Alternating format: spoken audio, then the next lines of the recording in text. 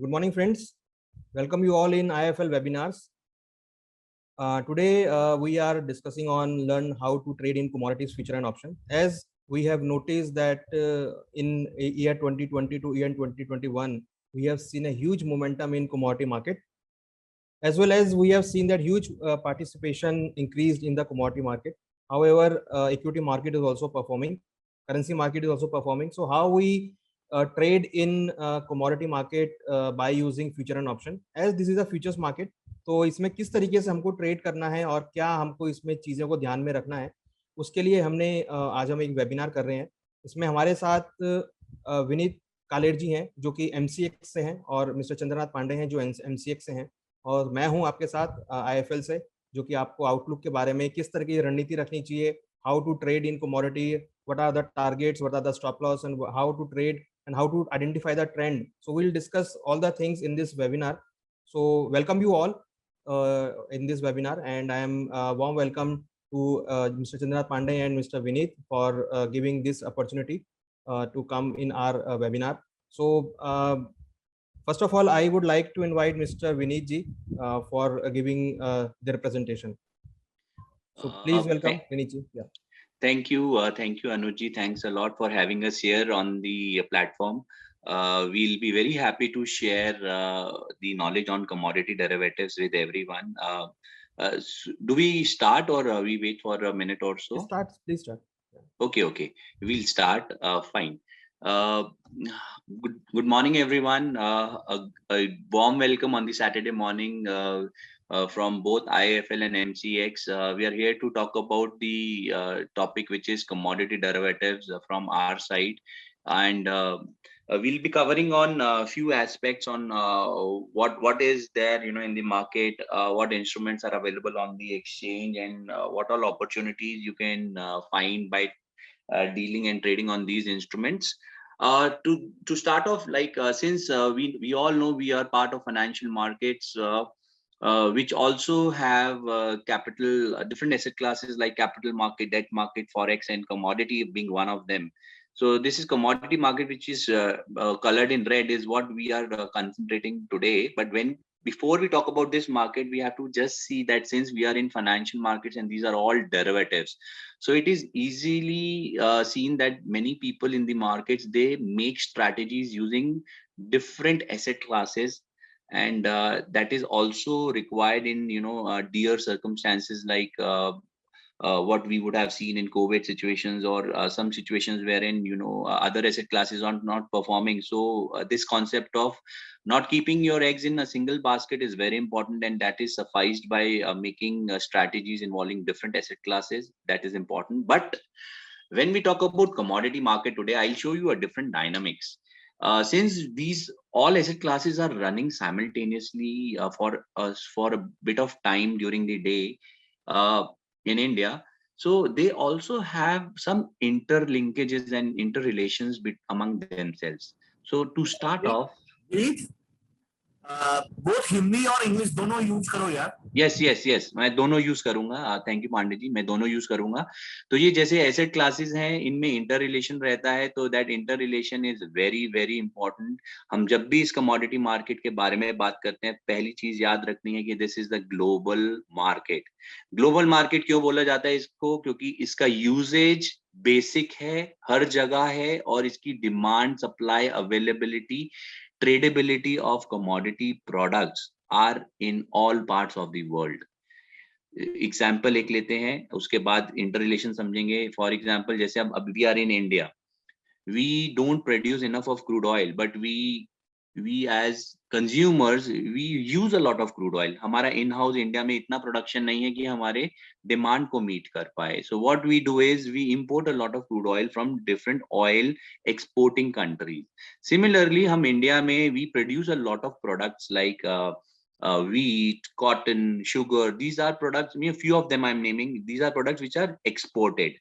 तो मैं आपको बताना चाह रहा हूँ कि कोई भी नेशन सेल्फ रिलायंट नहीं है, क्योंकि इस बेसिस पे, सेल्फ रिलायंस के बेसिस पे अगर हम बात करें, इसका मतलब we are dependent on each other for products. और क्योंकि हम डिपेंडेंट हैं, तो प्रोडक्ट्स के आयात और निर्यात, इंपोर्ट एंड एक्सपोर्ट को लेके काफी ट्रेड होता है वर्ल्ड में.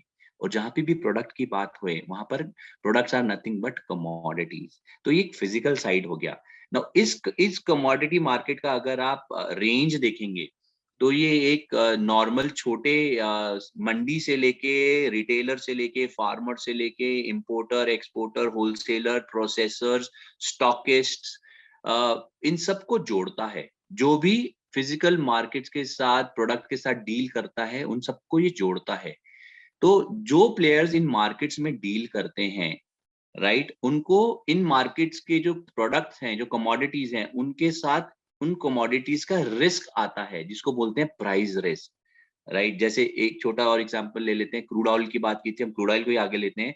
रिलायंस रिफाइनरी है एक इंडिया में जो क्रूड ऑयल इंपोर्ट करती है, उसको रिफाइन करके मार्केट में रिफाइंड प्रोडक्ट्स बेचती है, जैसे पेट्रोल डीजल केरोसिन प्लास्टिक्स और तार ये सब बेचती है। तो उसको बनाने के लिए उनको रॉ मटेरियल चाहिए क्रूड ऑयल। क्रूड ऑयल वो लोग इंपोर्ट करेंगे। तो जब वो इंपोर्ट करते हैं तो ऐसा तो नहीं है कि क्रूड ऑयल का वैल्यू स्थिर है, सेम है। वो minute by minute second by second global market के कॉन्सेप्ट के हिसाब से, डिमांड सप्लाई के हिसाब से, फंडामेंटल फैक्टर्स के हिसाब से कंटिन्यूअसली मूव हो रहा है। तो ये एज अ कंपनी अगर एक बात करें, एक रिफाइनरी है तो उसने अगर क्रूड ऑयल परचेज कर लिया तो क्रूड ऑयल उसके पास आने में लगभग 10 से 15 दिन लगेंगे। क्यों? क्योंकि वो क्रूड ऑयल लोड होगा एक्सपोर्टिंग कंट्री से, शिप होके इंडियन पोर्ट पे आएगा, इंडियन पोर्ट से आपके रिफाइनरी तक आते आते 10 से 15 दिन लग गए। और उसके बाद आपने उसको प्रोसेस किया, उस माल को जो रॉ मटेरियल आया उसको प्रोसेस करके अपना फिनिश गुड बना दिया, और उसको आप दोबारा मार्केट में चैनलाइज करोगे सेलिंग के लिए, तभी आपकी प्रॉफिट आएगी जब प्रोडक्ट सेल होगा आपका फिनिश प्रोडक्ट। तो इस दौरान अगर मैं बोलता हूँ 15 से 20 दिन भी लग जाते हैं राइट, तो that is a big time where in the value of crude oil will not be constant, वो कंटिन्यूसली चेंज होती जा रही है। तो ऐसा भी हो सकता है आपने इंटरनेशनल बाजार में क्रूड जब बाय किया हो तब वैल्यू रही हो $50 पर बैरल, लेकिन जब आप उसका रिफाइन करके रिसीव करके रिफाइन करके जब मार्केट में सेल करने जा रहे हैं, हो सकता है वो वैल्यू घट जाए। तो ये वैल्यू अगर घट जाए तो आप मार्केट से वही वैल्यू ले पाएंगे जो उस दिन का मार्केट का भाव है राइट। आप 15 दिन पहले की आपकी खरीद को, उसमें प्रोसेसिंग को, लॉजिस्टिक्स को और प्रॉफिट को जोड़ के अपना मार्कअप नहीं हमेशा मार्केट से उठा सकते। तो ये जो वैल्यू जो जो हमारा दाम घट रहा है बढ़ रहा है, इसकी वजह से जितने भी मार्केट पार्टिसिपेंट्स हैं उनको रिस्क रहता है। Now this is a small introduction. अभी इसको अगर आगे लेके चलें, इस टाइप के मार्केट्स हमारे पूरे इंडिया में और पूरे वर्ल्ड में बहुत सारे जहाँ पे फिजिकल ट्रेड होता है। तो ये फिजिकल ट्रेड में जो रिस्क आता है राइट, उसको खत्म करने के लिए one way is to have derivatives on the exchange. जो कि लोग फिजिकल काम करते हैं वो डेरिवेटिव्स यूज करके एक्सचेंज पे अपना रिस्क मिटिगेट करते हैं। ऐसे बहुत एग्जांपल हैं। जैसे मेक्सिको एक कंट्री है जो हर साल जनवरी में फर्स्ट वीक में ही अपने पूरे साल का एक प्रोडक्ट वो प्रोड्यूस करते हैं, उसका एक्सपोजर हेज कर लेते हैं। ये तो एक हो गई हेजिंग की बात जो कि फिजिकल प्लेयर्स कर रहे हैं। इसके अलावा जो ट्रेडर्स होते हैं, speculators, investors, portfolio managers, fund managers, hedge fund managers, day traders, आप टेक्निकल ट्रेडर्स भी बोल सकते हो, फंडामेंटल ट्रेडर्स, वीक ट्रेडर्स, आप जो भी बात कीजिए, ये लोग मार्केट में आते हैं और ये मार्केट के लिए बहुत जरूरी होते हैं, जिनको निवेशक बोला जाता है, ट्रेडर्स बोला जाता है। ये मार्केट में आते हैं, मार्केट के ये जो रिस्क है इस रिस्क को लेते हैं, एंटिसिपेट करते हैं और वो प्रॉफिट बनाते हैं। तो दोनों तरीके के लोग रहते हैं कमोडिटी मार्केट में। कुछ वो लोग होते हैं जिनको रिस्क खत्म करना होता है, वो डेरिवेटिव्स को लेके अपना रिस्क खत्म करना चाहते हैं। तो उनका रिस्क कौन लेता है? उनका रिस्क स्पेक्युलेटर्स, डे ट्रेडर्स। हम लोग रिस्क लेके, अगर हम सोचे कि हम स्पेक्युलेटर, हम रिस्क लेके हम लोग उस पे फिर मुनाफा चाहते हैं। तो दोनों ही तरीके के पार्टिसिपेंट मार्केट में अलाउड हैं और अपने अपने तरीके से काम करते हैं। जब अब हमें समझ में आ गया, क्योंकि कमोडिटी एक ग्लोबल प्रोडक्ट है, इसके बहुत सारे फैक्टर्स हैं जिसकी वजह से एक प्राइस की मूवमेंट होती है। जी, कोई बोलना चाह रहा था बीच में? पांडे जी आप कुछ कह रहे हैं? Language should be mixed, 60-40 kind, Hindi English. आप हिंदी में जा रहे हो, पूरा हिंदी में जा रहे हो, तो कुछ लोगों ने ऑडियंस में रिक्वेस्ट किया है कि post in English as well as Hindi, इसलिए मैं डेफिनेटली थैंक्स फॉर अपडेटिंग। वो क्या हो जाता है, मैनेज थोड़ा बैलेंस करना। Okay, I balance. ओके, तो because of this, since commodity is of global nature, तो उसमें क्या होता है, we buy and sell a lot of commodities and exchange of hands happens, काफी ट्रेड होता है वर्ल्ड में, और जो भी ट्रेड होता है वो कमोडिटी की वैल्यू पे होता है। जो ये कमोडिटी की वैल्यू जो चेंज होती है, इसी से ये रिस्क आता है। तो ये कमोडिटी की वैल्यू अपने कुछ फंडामेंटल फैक्टर्स की वजह से मूव होती है। जैसे अगर हम बात करें कि क्रूड ऑयल की, तो क्रूड ऑयल की डिमांड, सप्लाई, डिसरप्शंस और sanctions by OPEC nation, OPEC एक ऐसा कार्टेल है जो ऑयल प्रोड्यूसिंग नेशंस का है, तो उनके डिसीजंस पे काफी मैटर करता है। क्रूड ऑयल की करंट इन्वेंट्री कितनी है यूएस में, या जो हैवी ऑयल कंज्यूमिंग नेशंस हैं, तो ऐसे बहुत सारे फैक्टर्स होते हैं जिनकी वजह से एक सिंपल प्रोडक्ट की वैल्यू इंपैक्ट करती है। प्लस क्योंकि we are talking about financial markets on this slide, let me just tell you, commodity is an asset class which gets impact by currency market, that is currency valuations. If currency valuation changes, commodity valuation will automatically change, क्योंकि we import, हम लोग जो physical commodity और physical trade OTC trades की बात करते हैं, तो उसमें commodity की valuation generally vehicle currency में रहती है, which is more or less dollar.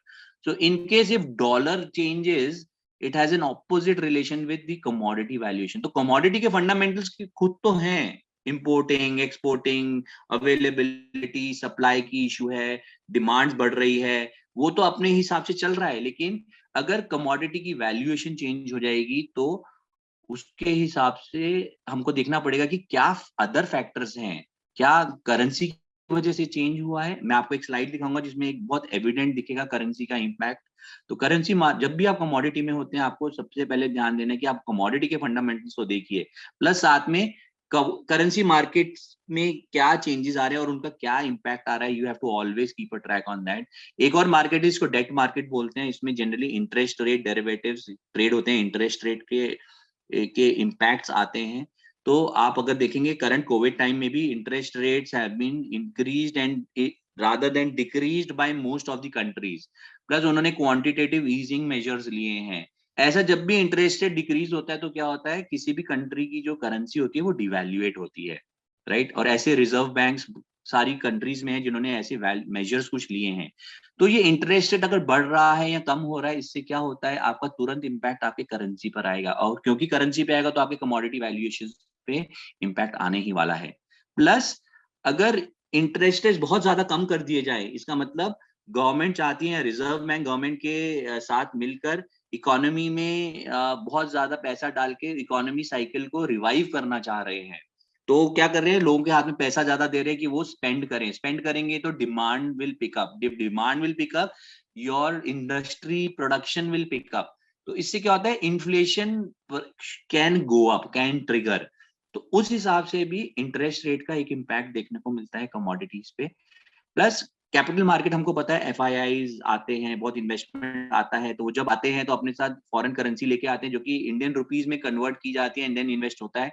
And when they take money they get Indian rupees converted back into their currency like dollar and then take the money. तो जब ऐसा inflow and outflow होता है तो उसका इम्पैक्ट हमारे commodity market पे दिखता है through the dollar valuation impact, right? So we have to always, when we are in this market, keep our eye open that apart from currency dynamics, what are the other factors which are playing, other asset classes which have an impact on commodity. A very good example I would take, in pandemic last year we had seen that when equities were not giving enough returns, people have moved their investments through derivatives to a premium, I would say, a basket called as bullion segment, which includes gold and silver.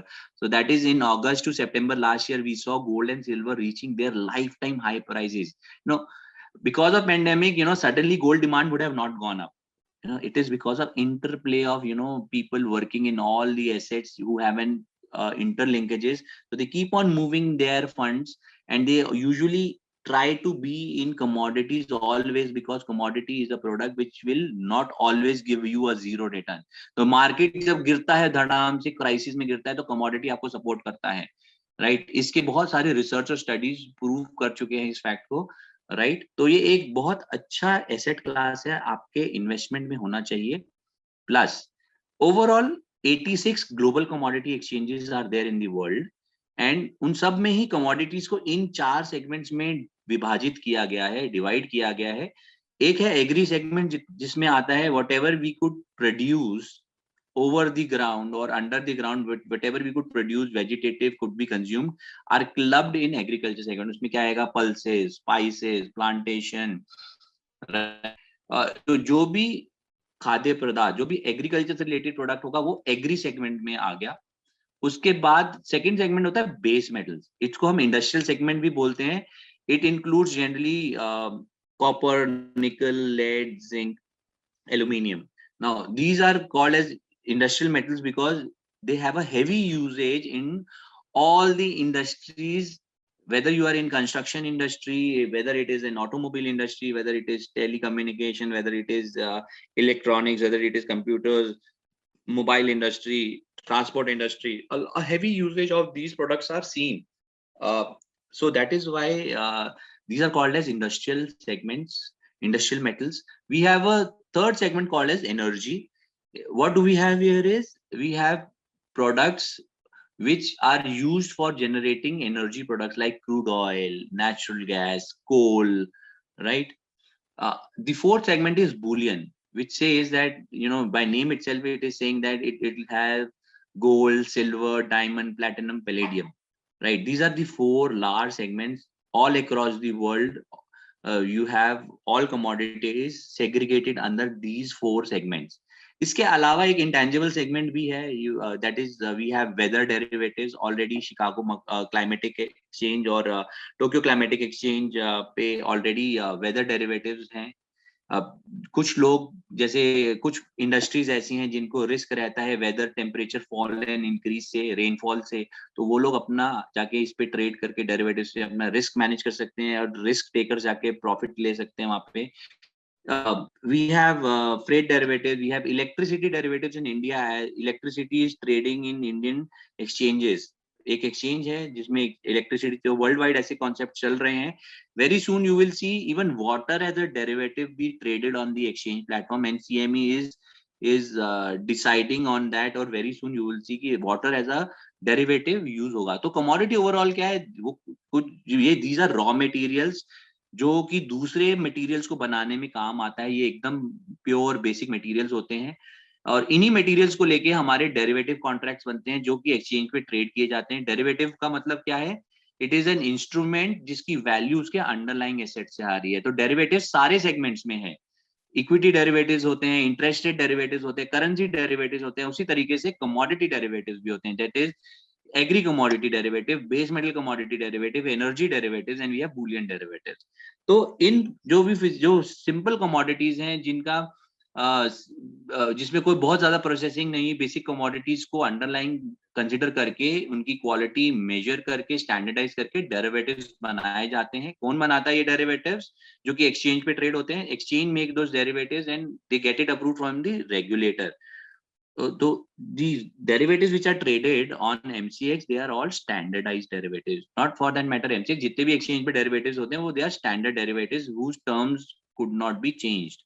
ठीक है, जो already derivative है उसमें हमको काम करना है। तो जो इंपॉर्टेंट बात क्या है, ये जो कमोडिटी डेरिवेटिव्स अभी चल रहे हैं जिसकी अभी हम बात कर रहे हैं, ये अपने फंडामेंटल्स डिमांड सप्लाई डायनामिक्स से तो इम्पैक्ट करते हैं, गवर्नमेंट पॉलिसीज से इम्पैक्ट करते हैं, ग्लोबल सिनेरियो से इम्पैक्ट करते हैं, ग्रोथ रेट, रिसेशनरी फेज, सबसे इम्पैक्ट करते हैं। प्लस ये दूसरे एसेट क्लासेस जैसे एक्सचेंज रेट, इंटरेस्ट रेट्स, इनसे भी इम्पैक्ट इनको आता है। So we have to always keep our eye open.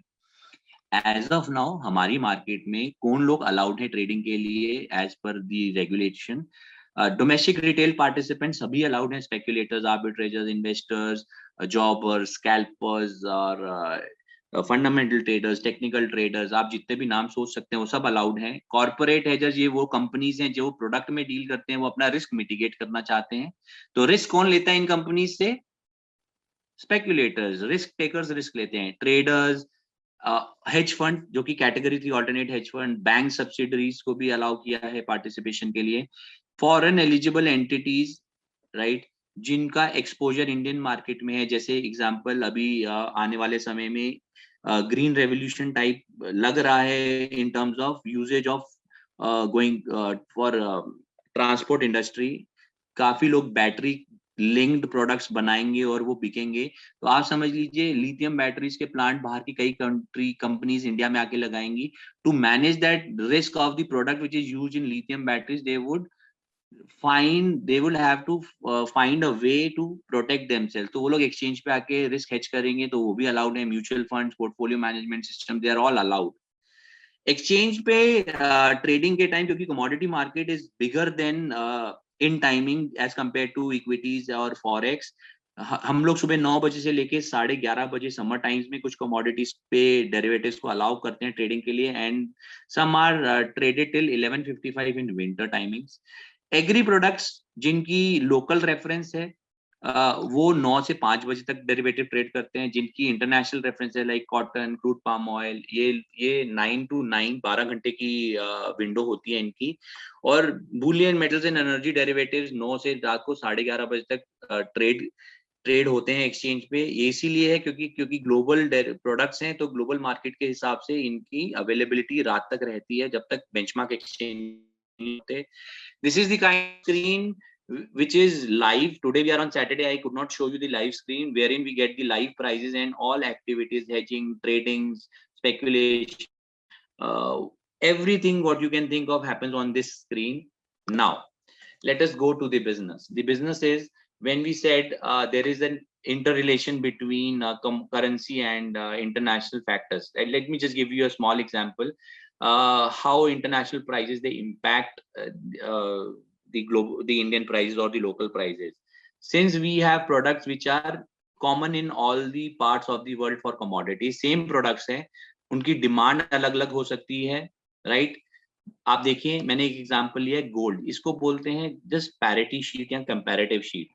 आप देखिए, ये आपको जो पीछे बताया था कि इंटरनेशनल प्राइसेस को या करेंसीज को आपको थोड़ा सा गौर करना पड़ेगा, तो ये उसका एक एग्जांपल आपके सामने आ रहा है।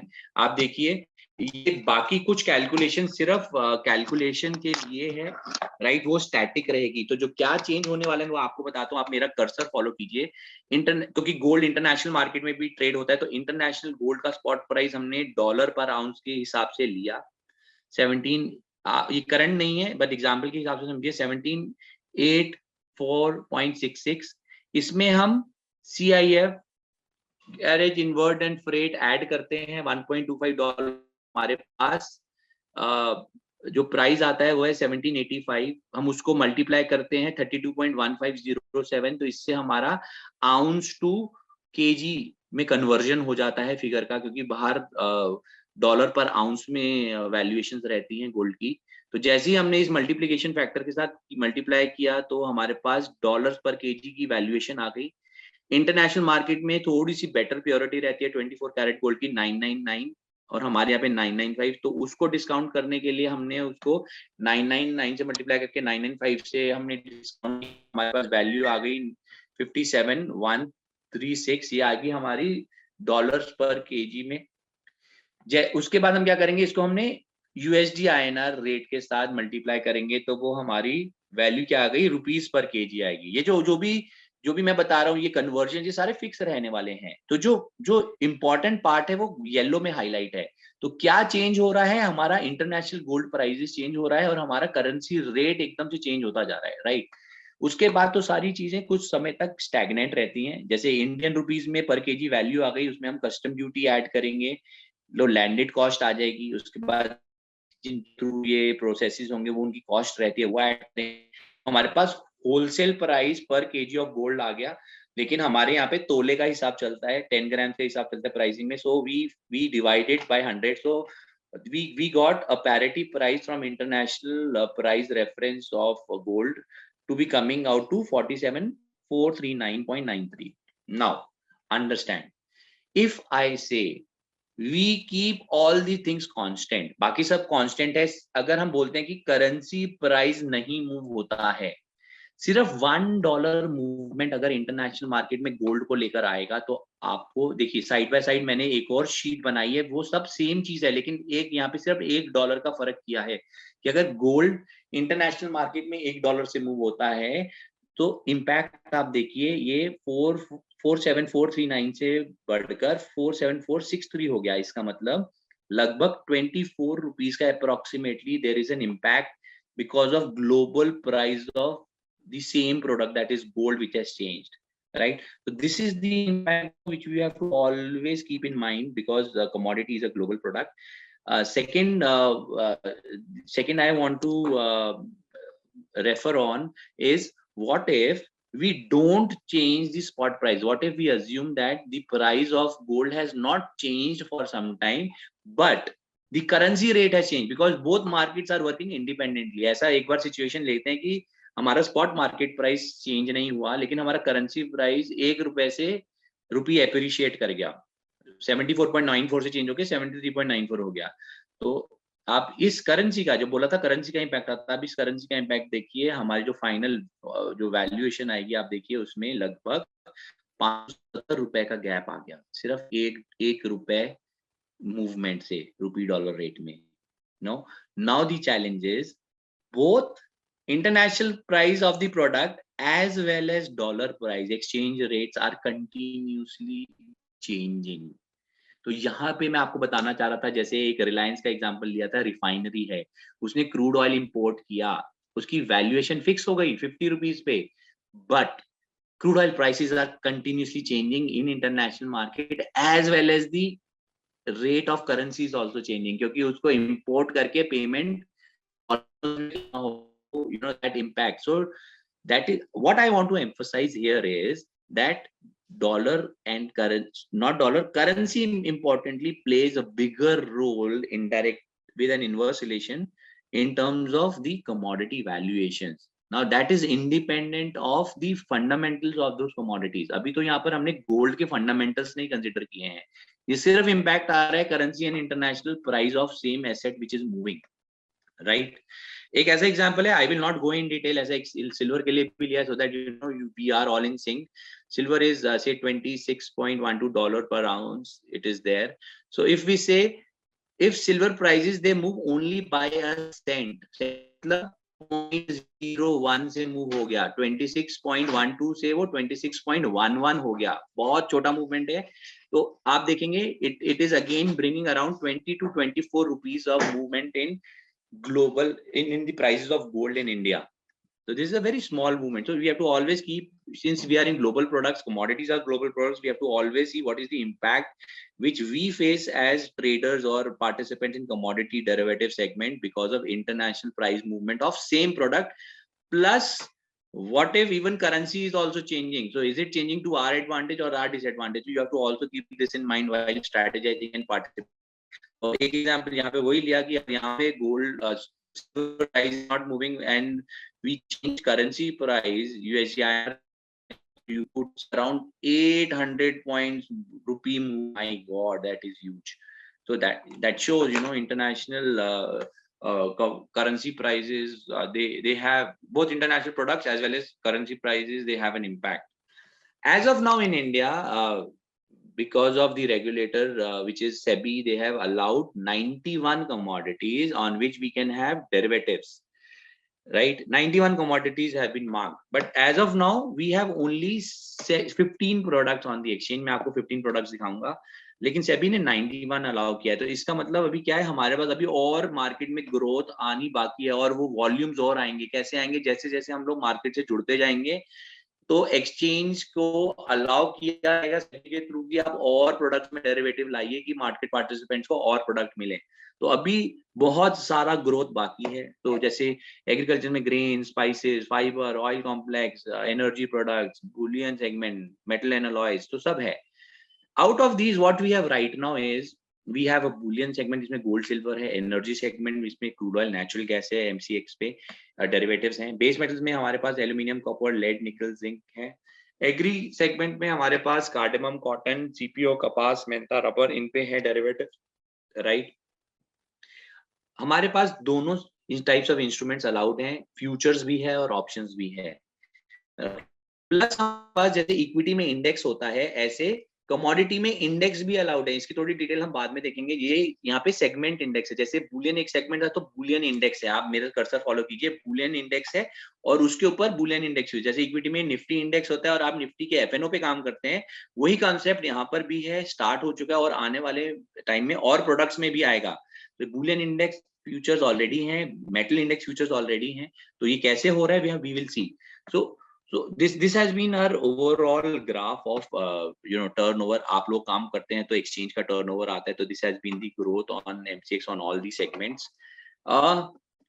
जो हम बात कर रहे थे, जो हम आज ट्रेड कर रहे हैं, अगर कमोडिटी में हमको लगता है प्राइसेस आर वॉलेटाइल और कहीं पे भी जा सकते हैं, this is the price movement. यही हमको अनुज जी भी थोड़ा समझाएंगे कि ये पीछे वाला जो प्राइस है वो हम सबको पता है, आज तक का प्राइस पता है, लेकिन कमोडिटी क्योंकि बहुत डायनामिक कॉन्सेप्ट है, डायनामिक सब्जेक्ट है, what might happen in future after today is the risk. Whether you are a investor, trader, portfolio manager or a physical market player, so anything can happen, anything could happen after today. It could be a scarcity of resource, it could be government sanctions, it could be a war-like situation, it could be a recessionary phase, it could be a bumper growth phase for many economies at single go. There could be many possibilities. लेकिन हर possibilities में commodity के consumptions, production cycles vary करते हैं, right? So this is a challenge कि futures में क्या होने वाला है. तो this is where हम लोगों को अब जिस भी कमोडिटी में हम पोजीशंस लेना चाहते हैं एक्सचेंज पे, उसको समझना पड़ेगा कि उसके फैक्टर्स क्या हैं जो डायरेक्ट इंपैक्ट करते हैं, इनडायरेक्ट फैक्टर्स कौन से हैं, इंटरनेशनल बेंचमार्क्स कौन से हैं, और एक्सचेंज में कितने प्रोडक्ट्स हैं जिसमें मैं स्ट्रेटजीज कर सकता हूँ. फ्यूचर्स भी हैं, ऑप्शंस भी हैं, तो क्या जिस प्रोडक्ट में मैं काम करना चाहता हूँ, in those product do we have both FNO, right? So today is where one we have to decide that हमको क्या करना चाहिए, राइट? तो जो फिजिकल प्रोडक्ट प्लेयर है वो यहाँ पर हेज करते हैं, जो जिनके पास फिजिकल प्रोडक्ट नहीं है, अंडरलाइन के साथ नहीं है, वो अपने पोजीशंस को हेज करते हैं. Position sizing, up sizing, down sizing करते हैं आप. उसका एक एग्जांपल रखा है मैंने. तो पीपल हेज करते हैं. हेज का सिंपल एग्जांपल क्या होता है, मैं इसमें ज्यादा नहीं जाऊंगा, हेज कौन करता है ये बताना चाह रहा हूँ आपको. हेज तो फिजिकल प्रोडक्ट के साथ डील करने से corporate, farmer, producer, intermediary, spot market, merchandiser, importer, exporter, ये लोग सब जो फिजिकल प्रोडक्ट से काम करते हैं उनको रिस्क होता है कमोडिटी प्राइस के वॉलेटिलिटी के साथ, तो उसको मैनेज करते हैं. कैसे करते हैं? डेरिवेटिव्स यूज करके. तो ये एक्सचेंज डेरिवेटिव्स यूज करके अपना रिस्क ट्रांसफर करते हैं. और कौन लोग लेता है? those who are risk taker, इनको कमोडिटी से कोई मतलब नहीं है, एनालाइज करते हैं ट्रेंड्स को, रिस्क लेके प्रॉफिट बना, जैसे स्पेकुलेटर्स, आर्बिट्रेजर्स. तो these two kinds of people are allowed legally, right? Now this is a very very very important slide जो आपको थोड़ा ध्यान पड़ेगी. एक्सचेंज पे क्या फर्क है, मैंने उनका आपको एक छोटा सा विवरण दे रहा हूँ, ट्रेडिंग के हिसाब से एक्सप्लेनेशन दे रहा हूँ. बुलियन सेगमेंट में हमारे पास 4 वेरिएशंस है, gold, gold mini, gold guinea and gold petal. Gold M नहीं है, it is called as mini, क्योंकि मैंने थोड़ा स्पेस बचाना था इसलिए मैंने सिर्फ एम लिख दिया वहां पे. तो देखिए वेरिएशन आप देखेंगे, गोल्ड जो है मेन कॉन्ट्रैक्ट 1 kg का लॉट है, गोल्ड मिनी 100 ग्राम्स का लॉट है, गोल्ड गिनी 8 ग्राम्स का लॉट है, गोल्ड पेटल 1 ग्राम का लॉट है, राइट? इन सब में ही टिक्स 1-1 रुपए है, मतलब मिनिमम मूवमेंट 1 रुपए की होगी. तो आपका जो हार जीत होगा, दैट इज इंपॉर्टेंट, कि for every tick what would be the gain और loss per contract if you happen to be in gold. तो मेन गोल्ड कॉन्ट्रैक्ट में अगर 1 रुपी मूव होता है, टिक साइज 1 टिक मूव होता है, तो you tend to gain 100 rupees और लूज 100 रुपीज, डिपेंडिंग ऑन आपके फेवर में गया नहीं. गोल्ड मिनी में 10 rupees, gold guinea and gold petal जो 8 ग्राम और 1 ग्राम का कॉन्ट्रैक्ट है, उसमें अगर मूव होता है एक टिक से, तो आपको 1-1 रुपए का हार जीत, प्रॉफिट एंड लॉस आता है. Silver is the second one. We have a silver big contract of 30 kgs. We have silver mini of 5 kgs and silver micro of 1 kg.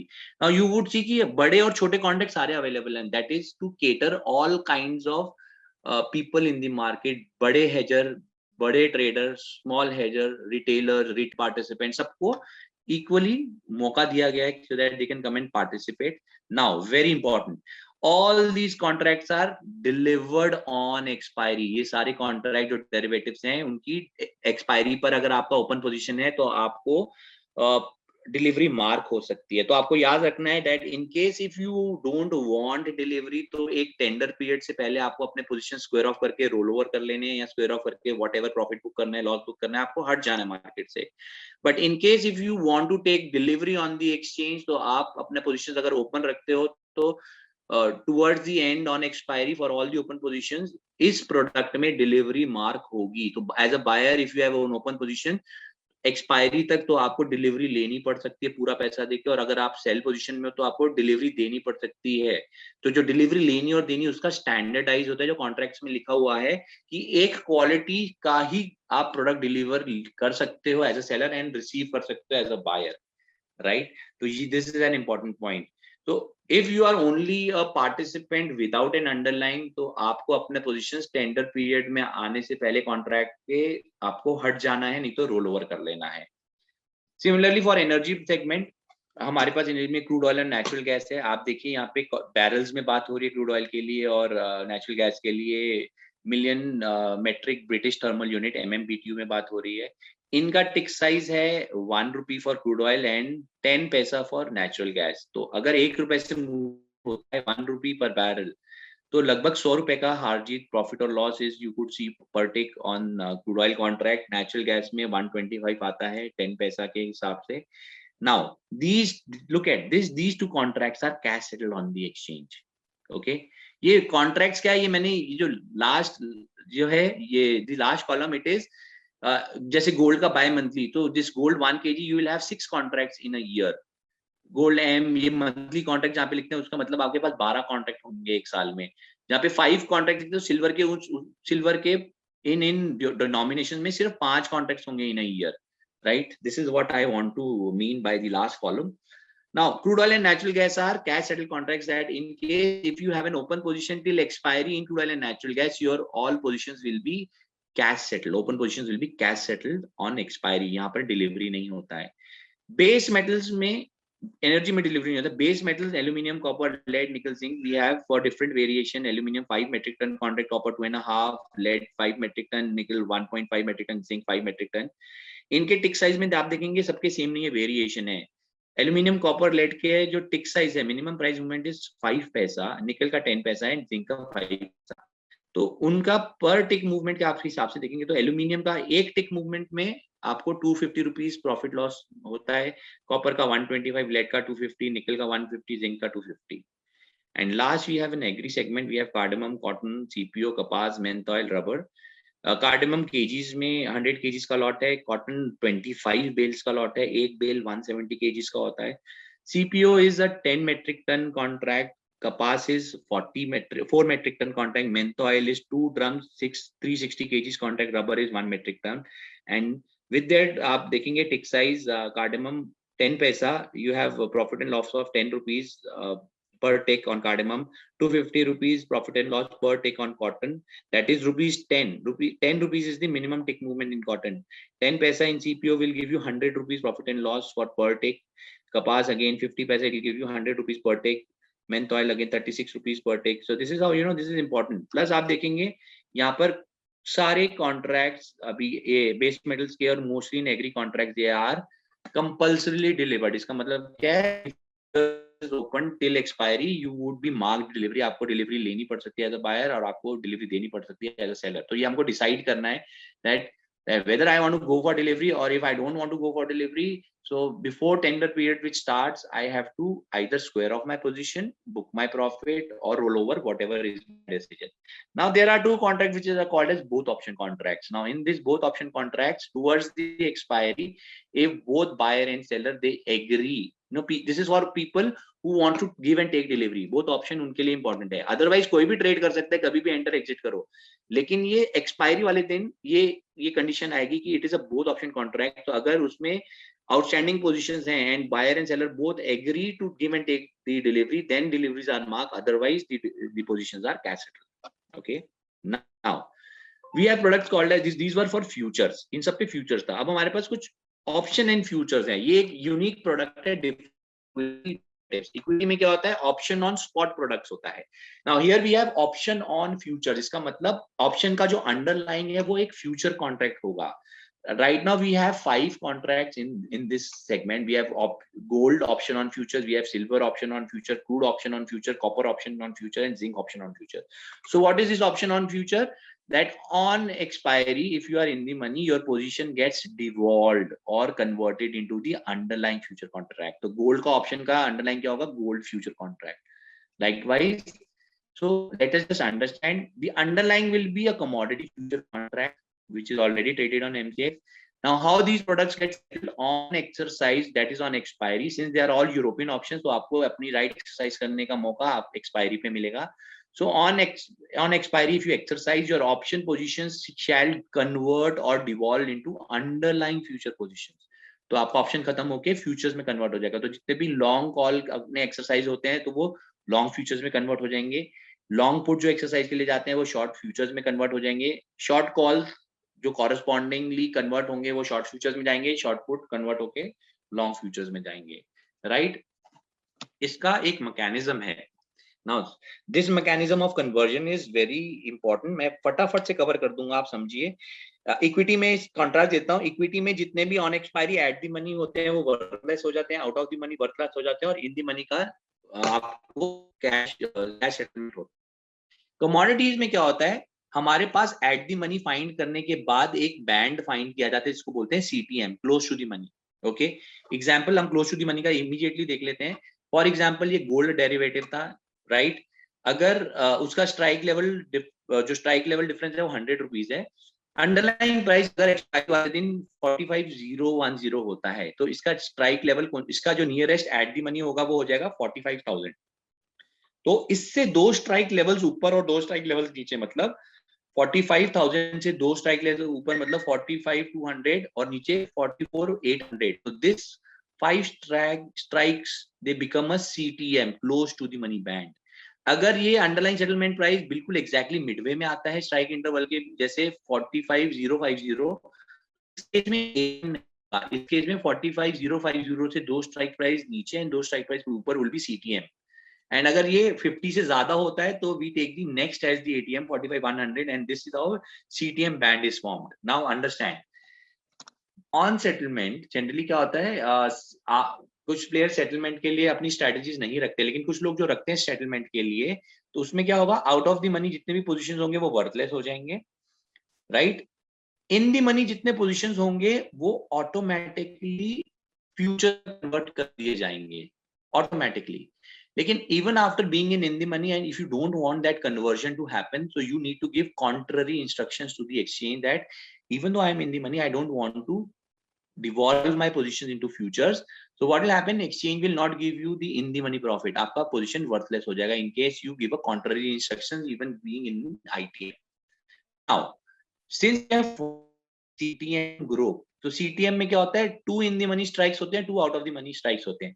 So 2 in the money strikes, you know, which are there. So people who are buyers there get an opportunity to convert their positions into a future contract, devolve their positions into futures. So by falling in CTM, they have to give, people who are falling in the money CTM, they have to give explicit instructions to the exchange that we are in a CTM band and we want our positions to be devolved into future, converted into futures. Only once this instruction is received, exchange will convert their positions into futures. Otherwise, even though being in CTM in the money, their position goes worthless if this explicit instruction is not given. Okay, so just to understand simply, you know, how it is portrayed, how devolvement happen. If future contract is running, you know, and it expires on a 4th of June. I am just taking a last month example, this month example, 4th of June, a gold future has expired. So there was a gold option on this. Now, so if we are having, you know, we are in the month of say April. Okay, today is month of April. So we have options on futures. What happens? This option expires before this future contract expires. So that is 7 working days before the expiry of the underlying future contract. Okay, considering all the Saturday, Sunday and holidays, the expiry date for options came to be 25th of May, which was 7 days prior to the expiry date. So okay, so it means that once your position gets converted into futures, you get 2 days to square off your position as a future. And if you don't do that, so tender period starts, and then, you know, intentions and people who are genuinely wanting to go for taking and giving delivery can go ahead in that tender period. Okay, now this is how, you know, I've showed you for futures. For commodity option, we have commodity option 1 kg contract, gold mini options on 100 grams, silver options on 30 kgs contract, crude options on 100 barrels contract, copper options on 2.5 metric ton contract, zinc option 5 metric ton contract.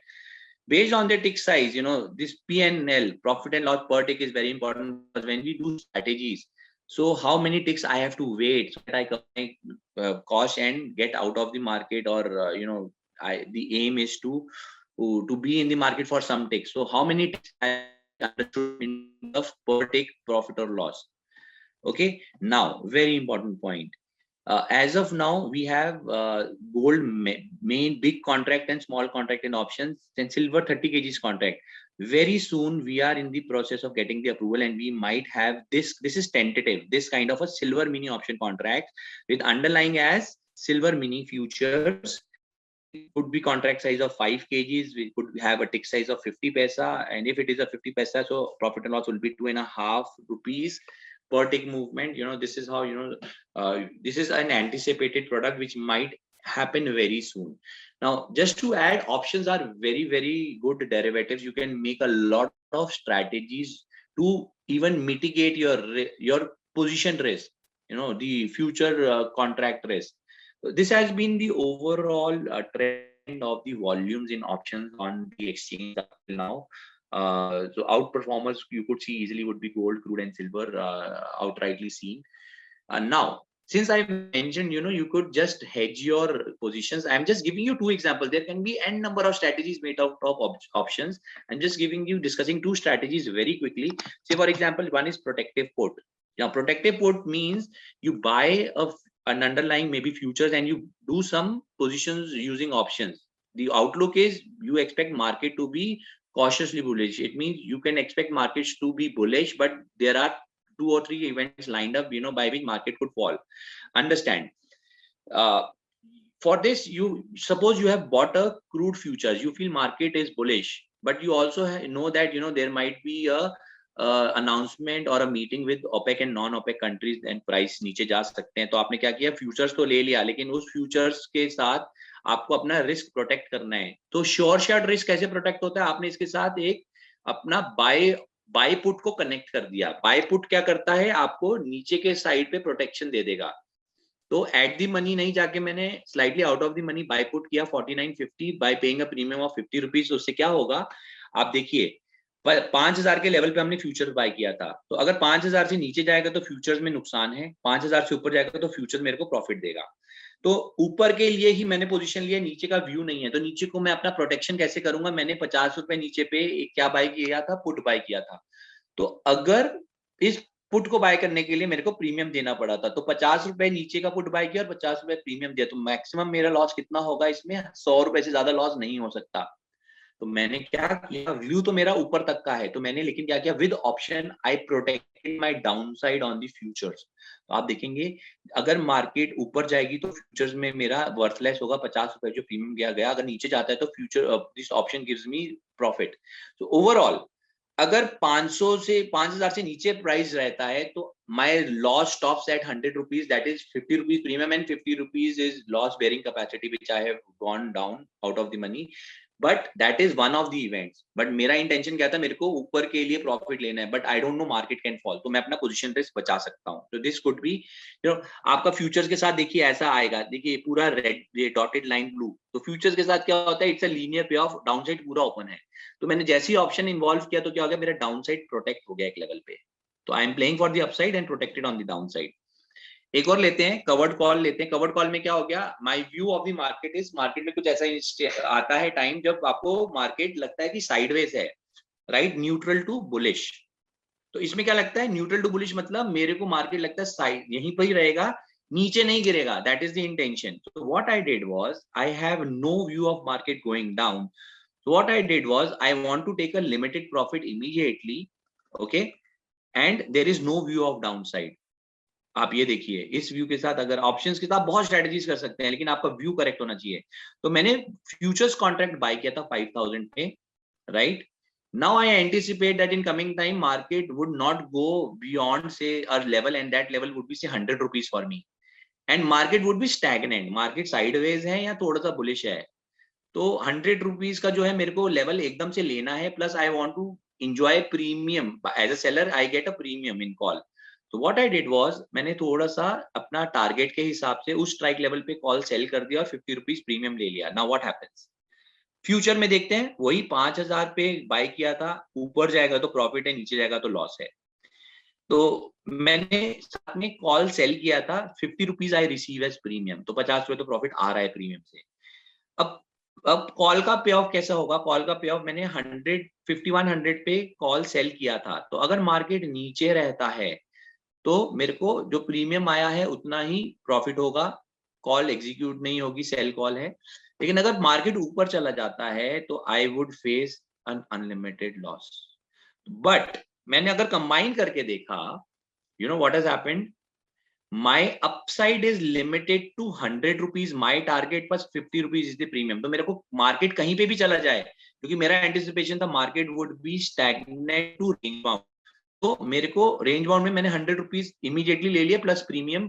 लेकिन what I have kept open is my down side. आप देखिए down side is open, risk कितना भी नीचे जा सकता है अगर मार्केट जाता है, लेकिन व्यू वैसा नहीं था। View was market would be sideways to neutral. That is why I have kept my risk open. But since I have kept my risk open, can I protect my risk at the downside with the same view? Yes, I can do that. लेकिन इसका आप देखिए structure का, मैंने अपना limited profit तो ले लिया, लेकिन डाउनसाइड इज ओपन। मैं ये डाउनसाइड भी प्रोटेक्ट कर सकता हूँ by adding one more option. You know, if I add one more option buying a put at the money, this structure is called as range forward और a collar structure. You know, that this is where I will end my example। आप देख लीजिए, मैंने I bought a crude oil futures at 5000।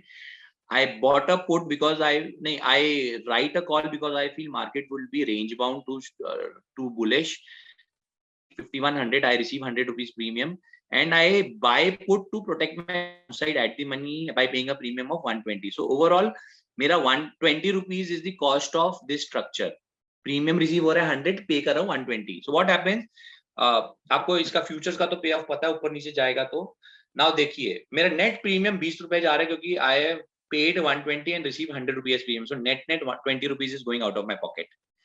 Okay, but now what is happening by having two combinations of option wherein I combined put and call, what has happened, market अगर 5000 से नीचे जाता है तो maximum loss is 20 rupees, that is the difference between the premium। और लेकिन market ऊपर जाता है, मेरा पहला क्या था 100 रुपीज वॉज द टारगेट, यहाँ पर क्या हो गया 20 रुपीज, क्योंकि प्रीमियम जा रहा है तो 80 rupees is the maximum profit which I could get. So this is where one has to decide at which strategy as per what profile is suited to what person, right. See आप देखिए risk भी mitigate हो गया, profit और थोड़ा limited हो गया। पहले 150 प्रॉफिट था जिसमें डाउन साइड ओपन था, अब 80 रुपीज प्रॉफिट हो गया लेकिन डाउन साइड कवर है। So this is how you can do a lot of strategies and this is the last part of my presentation. Index, this is something which has been launched recently. अभी हमने पीछे देखा options और futures में क्या होता है। Options futures में अगर आप अपना पोजीशंस लास्ट मोमेंट तक छोड़ते हो तो most of the products are delivery based, तो आपको स्क्वायर ऑफ करके हटना पड़ता है टेंडर पीरियड से पहले। ऑप्शंस में अगर आप इन दी मनी हो तो आपका पोजीशंस ऑटोमेटिकली कन्वर्ट हो जाता है फ्यूचर्स में, और आपको फिर फ्यूचर्स के हिसाब से सेटलमेंट होगा, आपको फ्यूचर्स में पोजीशंस खत्म करने होंगे। Now what happened is we have right now index in two segments, that is bullion segment जिसको bulldex बोलते हैं and metal segment which is called as metaldex। Okay, अब ये दो इंडेक्स हैं और इनके ऊपर derivatives are there on which trading is happening.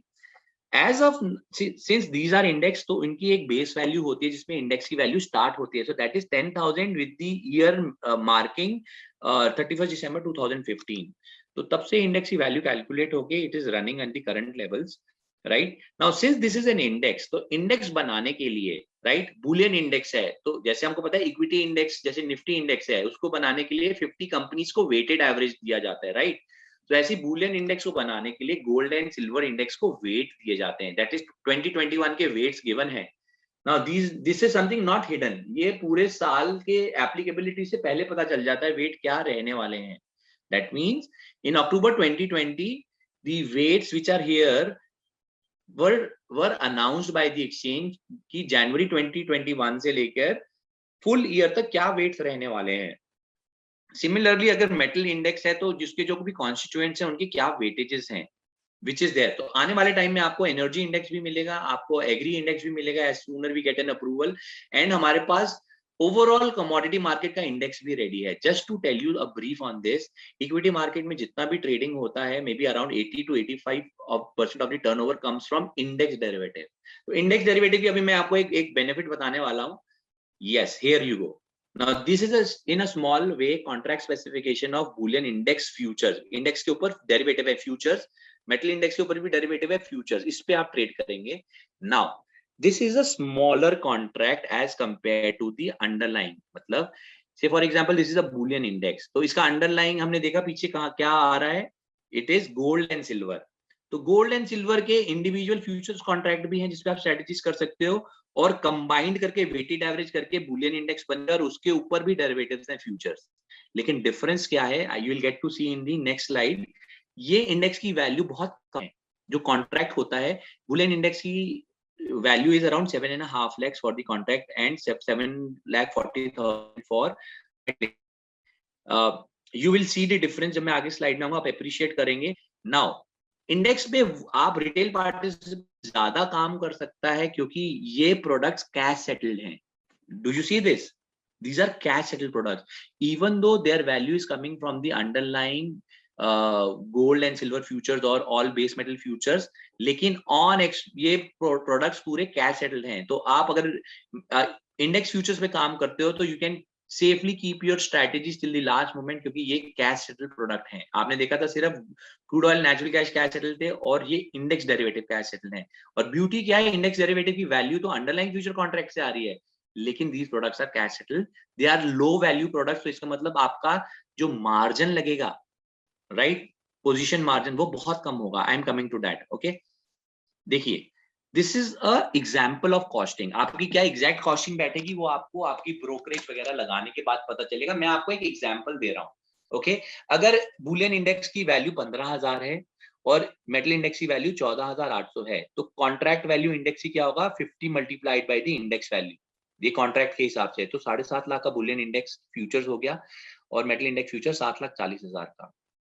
यहाँ पर हमने पर टिक प्रॉफिट देखा है तो यहाँ पर भी देखेंगे profit per tick in this in metal index future and bullion index future is 50 points. एक टिक मूवमेंट में 50 पॉइंट्स का प्रॉफिट आएगा. तो एक्सचेंज की ट्रांजैक्शन फीस आप चाहे बाय करें या सेल करें दोनों साइड पे लगेगी. तो ये मैंने राउंड ट्रिप पकड़ा. आप as a buyer stamp duty देंगे जो गवर्नमेंट को जाएगी. आपके ट्रांजैक्शन फीस पे जीएसटी लगता है, वो आपको एक क्लब होके मिलता है अमाउंट थ्रू दी ब्रोकर. आपको इतनी डिटेल में नहीं जाना है but the important point is round trip मैंने लिया है. बायर के लिए स्टैम्प ड्यूटी कंसीडर किया, सेलर के लिए सीटीटी किया. तो अगर आप इन प्रोडक्ट्स में राउंड ट्रिप करते हो द टोटल कॉस्ट अगर 136 और 134 आ रही है तो द इंपॉर्टेंट पॉइंट इज आपका जो ब्रेक इवन है. What do we mean by break even?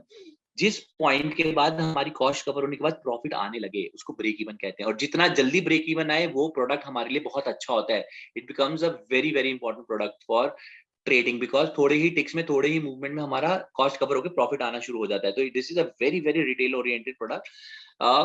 तो मैंने यहाँ पे ब्रोकरेज नहीं कंसिडर किया. तो अगर आप ब्रोकरेज भी देखेंगे तो लगभग 3 to 3.5 पॉइंट्स या मैक्स टू मैक्स 4 टिक्स में आपका कॉस्ट कवर होके आपका रिटर्न आना शुरू हो जाएगा. जो कि आप इंडिविजुअल गोल्ड फ्यूचर्स और सिल्वर फ्यूचर्स में देखेंगे तो समटाइम ब्रेक इवन को आने में ही 8 to 9 टिक्स लग जाते हैं. You know that is comparatively index futures as an as.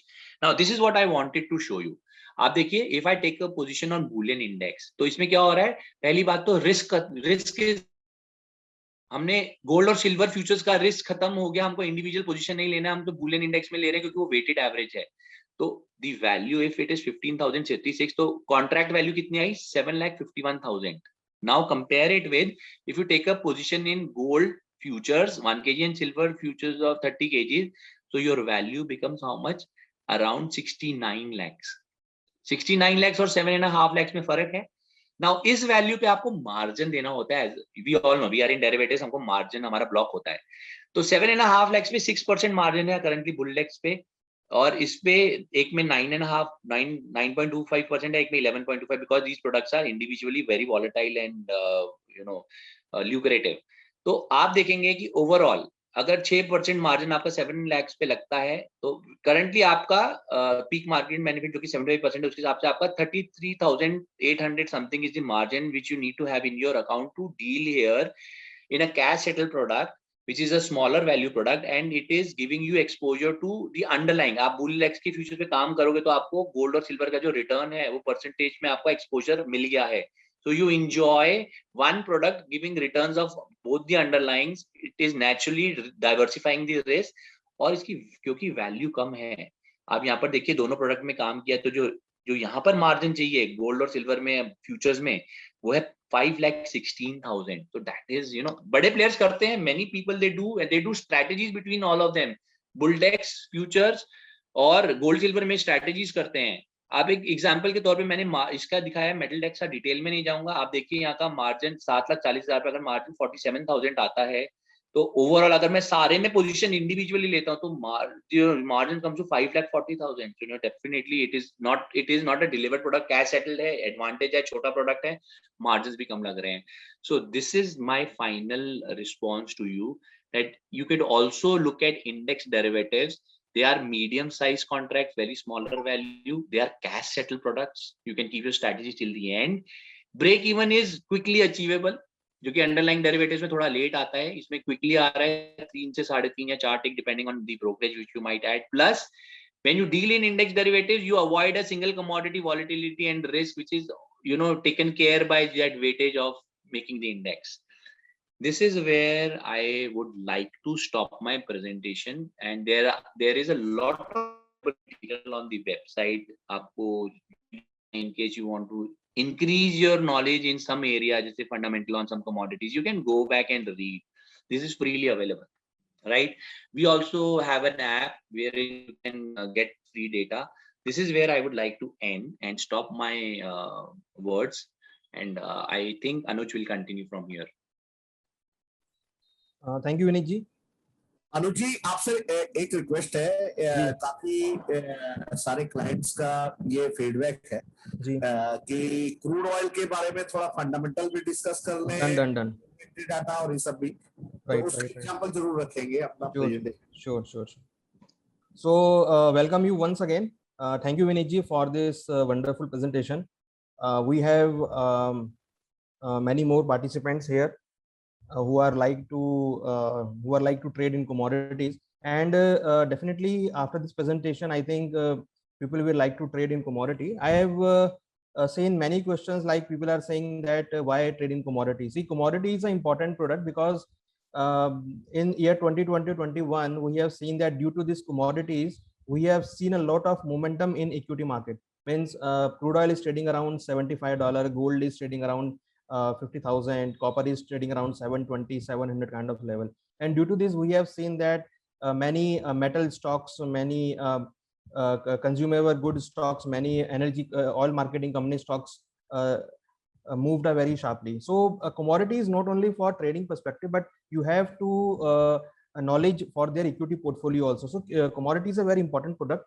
So let's start my presentation. Actually my presentation is basically for the outlook kind, how to trade in commodity, and what are the main important levels, means research kind of activity. What are the main important levels, what are the fundamentals we should keep in mind while trading in commodity, and what are the technical levels, what are the fundamental factors. So basically I'm covering this outlook part.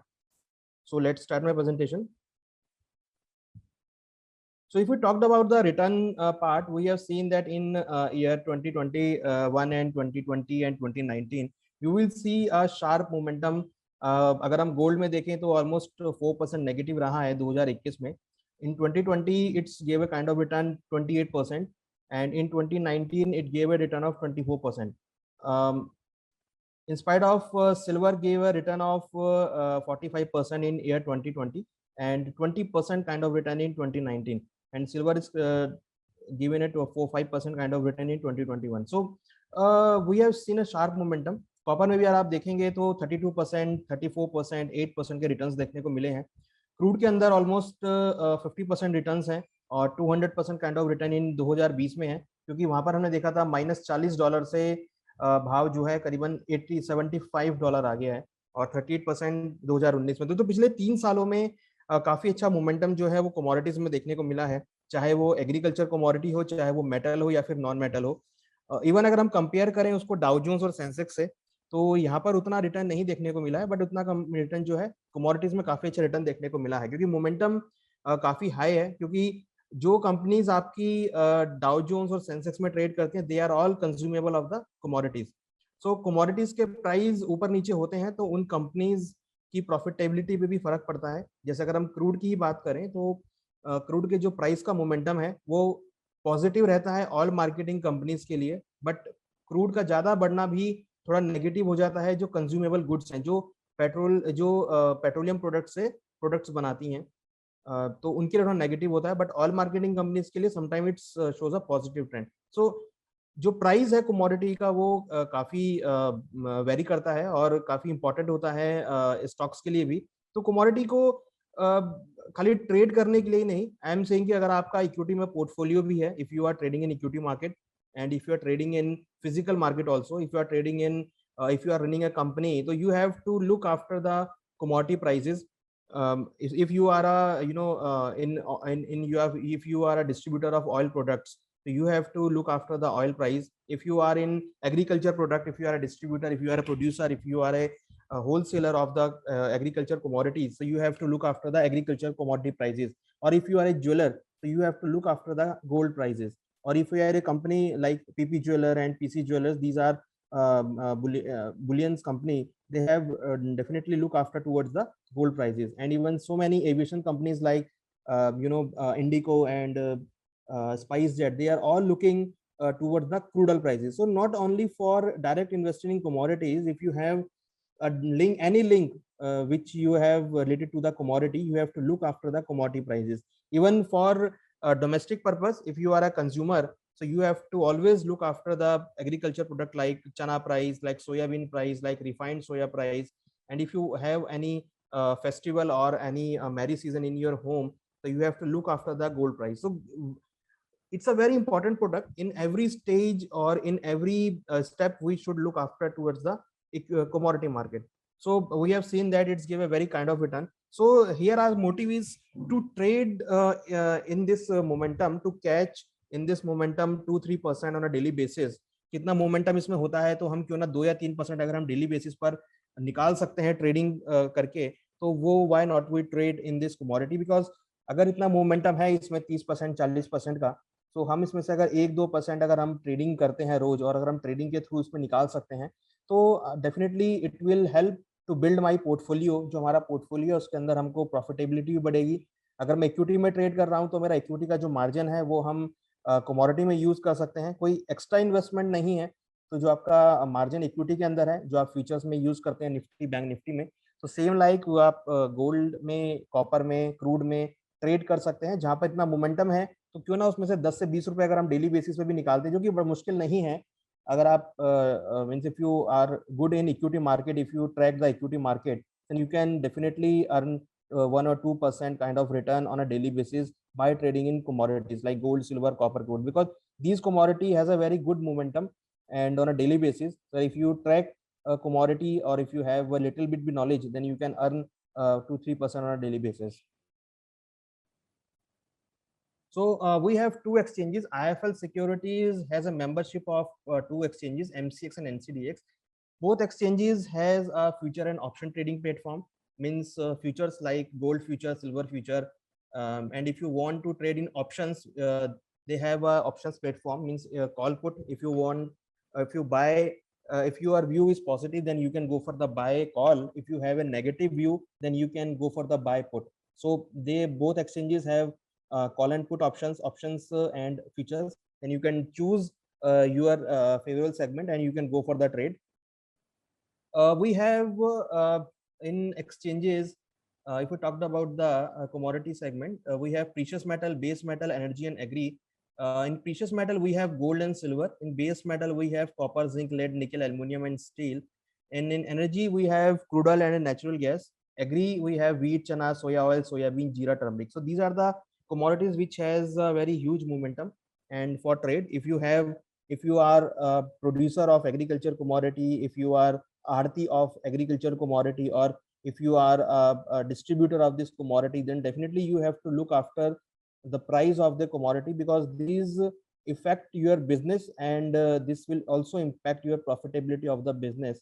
Because if we talked about, suppose you are a jeweler and you have bought gold at 50,000, but right now it's trading around 46,000. So if you have a look on this market, then definitely you hedge your position, because jewelers generally don't hedge the market, but if you have this market platform, then definitely you can hedge your risk and you can mitigate your loss. Means अगर आप इस market को देख रहे हैं और आपके पास इसकी थोड़ी सी समझ है और आपको किस तरह hedge करना है, तो उसको आप यूज कर सकते हैं. तो काफी ज्वेलर्स ने यहाँ पर इसको अभी hedge भी किया है, जिन्होंने 50,000 के आसपास गोल्ड बाय किया था. अब 46 के आसपास गोल्ड चल रहा है, तो 4,000 रुपए का जो मोमेंटम होता है, it's a very huge momentum. So if you have a knowledge of this product, then you can hedge your position by using this product. So this is a very good for hedging perspective, good for trading. Like you trade in equity market, you trade in Nifty and Bank Nifty. You can trade in this product similar as equity market. Index trading, MCX, Bulldex, NCDX, AgriDX, and MCX MetalDex. Still, we have 3 indexes: one for agriculture, one for bullion, and one for metal index. So, just like Nifty and Bank Nifty, we have 3 indexes. You can trade in these indexes. For bullion, we have Bulldex, which has a very good momentum. We have MetalDex, which is also a very big momentum, and AgriDX also a big momentum. So, if you want to trade in bullion index, you can choose Bulldex. If you want to trade in metal index, you can choose MetalDex, and if you want to trade in agri index, you can choose NCDX, AgriDex. So these exchanges has now index trading, just like NSE, Nifty, and Bank Nifty. You can choose these indexes for the trading perspective. All the indexes have a 50 kind of lot, means 1 rupee equal to 50 rupees profit and loss. तो 50 का lot रहता है, यहाँ पे 50 रुपए का आपका जो प्रॉफिट एंड लॉस है आपके हर ट्रेड में यहाँ देखने को मिल सकता है. So that is a very good product. इसमें डिलीवरी भी नहीं है. इंपॉर्टेंट ये है कि यहाँ पे डिलीवरी नहीं है, कैश सेटल कॉन्ट्रैक्ट है, पर मंथ का कॉन्ट्रैक्ट है. इसमें कोई रोल ओवर कॉस्ट ज्यादा नहीं है. आपका अगर आपने परचेज किया है तो आपको डिलीवरी का कोई डर नहीं है. यू कैन स्क्वायर ऑफ और exchange will square of your position with cash settle contract. Lot and contract size, it's lot size जैसे निफ्टी और में, अब निफ्टी में 50 का लॉट हो गया है, तो वैसे ही यहाँ पर लॉट साइज होता है. जैसे गोल्ड का अगर हम देखें तो 1 किलो का कॉन्ट्रैक्ट रहता है. We have 100 kg gold, 1 kg gold, 1 gram gold, and 30 kg silver, 5 kg silver, 1 kg silver. So ये सब कॉन्ट्रैक्ट होते हैं जो कि फिजिकल मार्केट के अकॉर्डिंग होते हैं, क्योंकि फिजिकल मार्केट में जिस तरह का लॉट साइज रहता है वैसा ही lot size we have in futures market. Margin system, yes, जैसा निफ्टी और बैंक निफ्टी में आप मार्जिन पे करते हैं वैसा ही मार्जिन यहाँ पे यूटिलाइज होता है, जो कि 5 to 20% के आसपास मार्जिन रहता है. वो मार्जिन आप जो कि सेबी के द्वारा प्रेस्क्राइब्ड है, आप उस मार्जिन को पे करके ट्रेड पोजीशन ले सकते हैं. मिनी कॉन्ट्रैक्ट्स भी अवेलेबल हैं, गोल्ड मिनी, सिल्वर मिनी और क्रूड, नेचुरल गैस, ये सारे कॉन्ट्रैक्ट अवेलेबल हैं. मार्क टू मार्केट रहता है. इसमें डेली बेसिस पे आप जो भी पोजीशन लेंगे, यहाँ पर आपका जो लाइव प्रॉफिट एंड लॉस होगा वो आपको सामने विजिबल रहेगा. कॉन्ट्रैक्ट होता है, इसमें एक एक्सपायरी डेट होती है. जैसे निफ्टी की हम एक्सपायरी देखते हैं जनरली लास्ट थर्सडे को होती है, वैसे ही हर कमोडिटी की एक एक्सपायरी डेट होती है. उस एक्सपायरी डेट से पहले आपको पोजीशन को स्क्वायर ऑफ करना होता है. अगर आपको डिलीवरी नहीं सेटल करनी है तो उस एक्सपायरी से पहले अगर आप पोजीशन को स्क्वायर ऑफ कर देते हैं तो now you can means exit from the position.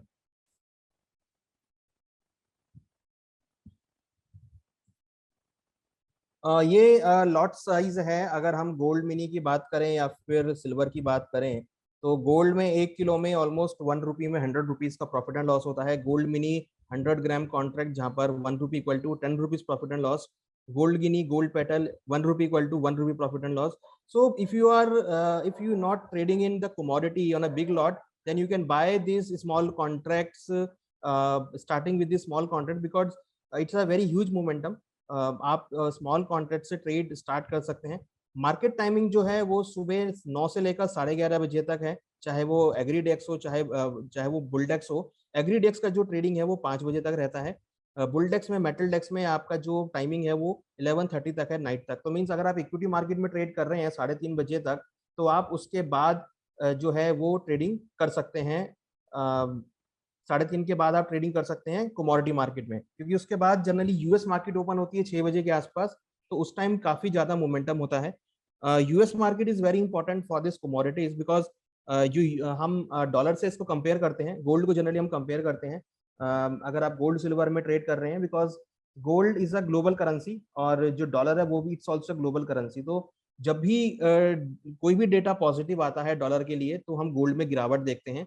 और अगर कोई भी डेटा नेगेटिव आता है डॉलर के लिए तो हम गोल्ड के अंदर पॉजिटिविटी आते हुए देखते हैं। तो एक इनवर्स रिलेशनशिप रहता है डॉलर का और गोल्ड का, जो कि हमने अभी रिसेंटली देखा है। यूएस के अंदर बॉन्ड यील्ड जो यूएस की थी काफी नीचे गिर गई है और डॉलर जो है वो 100 से 90 आ गया था। तो उसके विपरीत हमने देखा था कि गोल्ड के प्राइसेस 56,000 तक और ऑलमोस्ट $2,000 तक चले गए थे। तो कहीं ना कहीं जो इनवर्स रिलेशनशिप है डॉलर का और गोल्ड का वो रहता है, क्योंकि this are the hedge against inflation और अनसर्टेनिटी के अगेंस्ट में गोल्ड एक हेज का प्रोडक्ट है। तो जब भी ऐसा अनसर्टेनिटी आपको देखने को मिलेगा, कभी भी इन्फ्लेशन अगर आपको देखने को मिलेगा, जो कि हम देख रहे हैं अभी right now it is we are talking about the inflation. And recently federal bank ने बोला है कि वो 2023 तक 2 बार इंटरेस्ट रेट बढ़ा सकते हैं। So they are like to increase rates 2 time by year 2023. This will impact little bit on a negative for the gold. However, the inflation which is they are talking about, it is very supportive for the gold prices. So we are not expecting a so much correction in gold and silver prices. Might be due to this interest rate, it can be correct, but still inflation is a very big cause, a very big concern for US, Europe, China, India, and many Asian countries. So and still we have seen that all the central banks are increasing their gold holding. So if central banks are buying gold, it means the potential for the commodity market in terms of gold and silver is very huge. And in a long term, it's the long term trend of gold and silver are positive. So momentum is there because inflation on a very high level, and still we are running for running in this COVID situation. Still the Delta kind of version of the COVID is now starting up. So it's a very big concern. So in this momentum, we are still running on the uncertainty kind of period. So in this period, we will see a sharp momentum in commodity prices, might be in agriculture commodity, or might be in the metals, or might be in the energy segment. So momentum is there and platform is there. So why would not trade in commodity? We should trade in the commodity for earning 1 or 2% kind of return, because it's a very huge momentum in this commodity market. Similarly, we have the base metal contract, copper, zinc, lead, nickel, aluminum.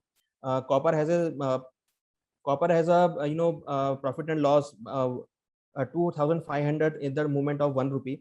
Zinc 5,000 rupees in the moment of 1 rupee. Zinc, lead 5,000 rupees, and nickel has a 1,500 rupees kind of movement in 1 rupee movement. So movement is very low, but the return in this commodity are very high. So I think the trend of the trading strategy for this perspective is a very very sharp, because market is a very volatile. So you can trade by the strategy, by some analysis, or by some study for the commodity. Crude oil, we have, it's a 1 rupee movement equal to 100 rupees, means 1 rupee is equal to 100 rupees profit and loss, sir. And bull dex and metal dex, we have 50 rupees profit and loss on the movement of 1 rupee. So this is a basic contract theme. If you are not trading in commodity, you can start with the commodity trading by mini contracts, because इसमें आपको कम momentum देखने को मिलेगा। आप इसे start कर सकते हैं, जैसे हम इक्विटी मार्केट में कम शेयर्स लेके ट्रेड स्टार्ट करते हैं, तो कमोडिटी में आप मिनी कॉन्ट्रैक्ट्स, माइक्रो कॉन्ट्रैक्ट्स हैं, जिसको आप लेकर आप ट्रेड स्टार्ट कर सकते हैं, जहाँ पे मार्जिन भी काफी कम है और जो आपका प्रॉफिट एंड लॉस है वो भी कम है। जब आप मिनी कॉन्ट्रैक्ट्स में जब आप सेटल हो जाएंगे, जब आपको समझ में आ जाएगा मार्केट का momentum, then you can shift your position to the bigger lots. But I am advising you to start trading with mini lots, because इसमें मोमेंटम जो है वो आपको काफी अच्छा देखने को मिलेगा, और इसमें आप इजिली 1,000 रुपीज, 1,500 रुपीज आप एक ट्रेड में इजिली निकाल सकते हैं। क्योंकि जो मार्केट का ट्रेंड होता है, अगर आप थोड़ा सा भी इक्विटी मार्केट को समझ रहे हैं, आप अगर थोड़ा सा कमोडिटी मार्केट के बारे में ध्यान रखते हैं, ज्ञान रखते हैं, या फिर आप उसको समझते हैं, तो आप उसमें से 1,000, 1,500 रुपीज मिनी कॉन्ट्रैक्ट में आप इजिली निकाल सकते हैं। और कॉपर और जिंक में तो अगर आप 30-40 पैसा का भी मूवमेंट निकालते हैं, तो it will give you a 2,000 rupees kind of return. So momentum नहीं देखना है हमको, जो पॉइंट्स हैं वो देखने हैं कि किस तरीके से हम इसमें 50 पैसे, 1 रुपए का मूवमेंट हम कैच कर सकते हैं, जिसमें हमको बेस मेटल में करीबन 1 रुपए की मूवमेंट है, 5 रुपए का प्रॉफिट एंड लॉस होता है। तो अगर आपका डायरेक्शन ठीक है, अगर आप थोड़ा सा डायरेक्शनल ट्रेड लेते हैं, तो आपको डेफिनेटली 5,000, 6,000 रुपए का प्रॉफिट जो है आपको इजीली देखने को मिल सकता है।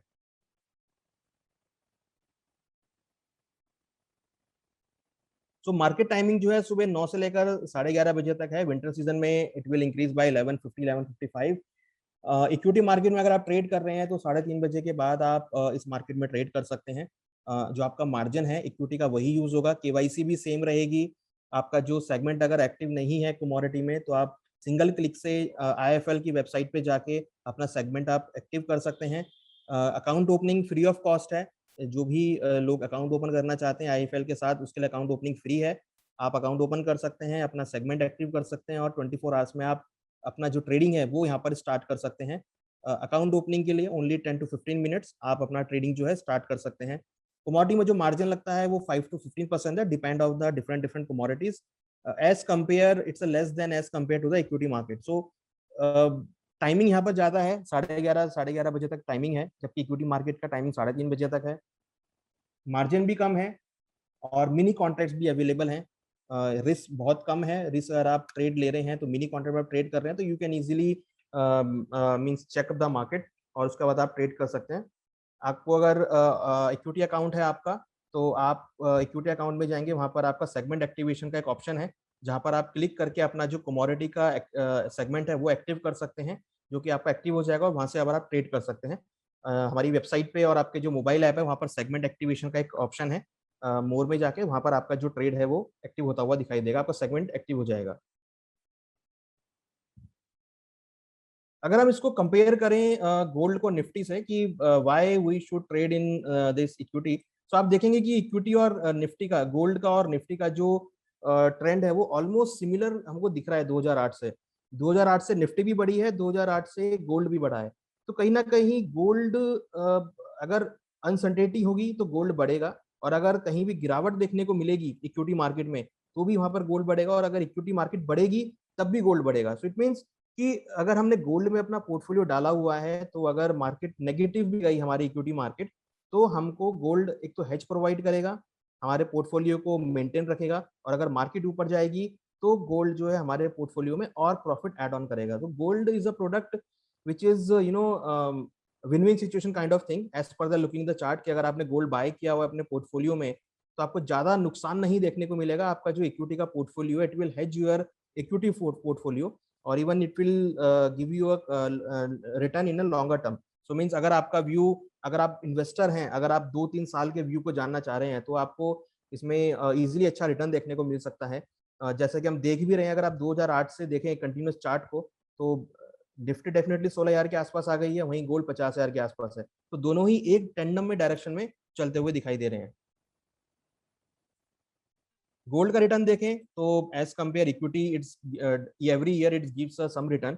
सो चाहे तेजी का टाइम हो चाहे मंदी का टाइम हो, every time it give a positive return. Negative return काफी कम है एज कंपेयर पॉजिटिव रिटर्न। तो पॉजिटिव रिटर्न काफी ज्यादा दिए हैं इसने, गोल्ड ने। हर साल आप देखेंगे जो ब्लू कलर का कैंडल है दैट इज अ गोल्ड, आप देखेंगे पॉजिटिव ही रिटर्न्स गोल्ड ने 2006 के बाद कंटिन्यूस दिए हैं।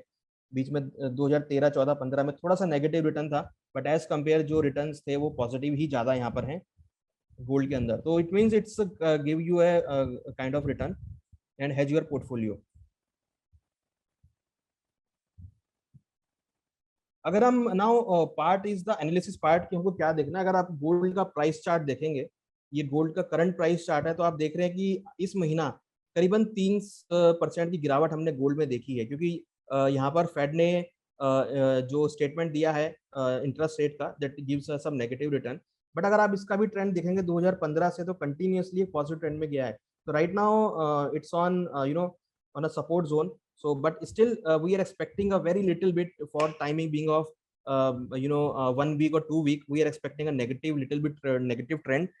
It has a strong support at 46,500. तो 46,500 तक एक्सपेक्ट कर रहे हैं कि वहां तक गोल्ड आ सकता है। तो वहां पर आने के बाद आप गोल्ड में खरीदारी का ट्रेड बना सकते हैं, और आपको अगर ट्रेडिंग करनी है तो आप बिकवाली का ट्रेड भी यहाँ पे बना सकते हैं। 400-500 रुपए की जो गिरावट है गोल्ड में आने वाले दिनों में देखने को मिल सकती है। ट्रेंड जो अगर हम देखें तो थोड़ा सा यहाँ पे जो ट्रेंड है वो एक नेगेटिव बायस के तौर पर कन्वर्ट हुआ है, क्योंकि यहाँ पर अगर आप देखेंगे तो ये लोअर टॉप लोअर बॉटम बनाता हुआ जा रहा है। तो that is a sign of little bit bearish trend for short term. तो शॉर्ट टर्म में थोड़ा सा नेगेटिव लग रहा है हमको। अगर आप चार्ट देखेंगे तो एक्सपेक्टेड है कि 46,500 तक के लेवल गोल्ड में आपको यहाँ देखने को मिल सकते हैं। खरीदारी अभी नहीं करना चाहिए, थोड़ा वेट एंड वॉच करें। 40,000 से लेकर 40,500 के बीच अगर लेवल्स मिले तो वहां पे खरीदारी का ट्रेड बना सकते हैं। Now if you look after the silver trend. Similarly, as compare gold, silver is looking more positive because it's a part of industrial metal.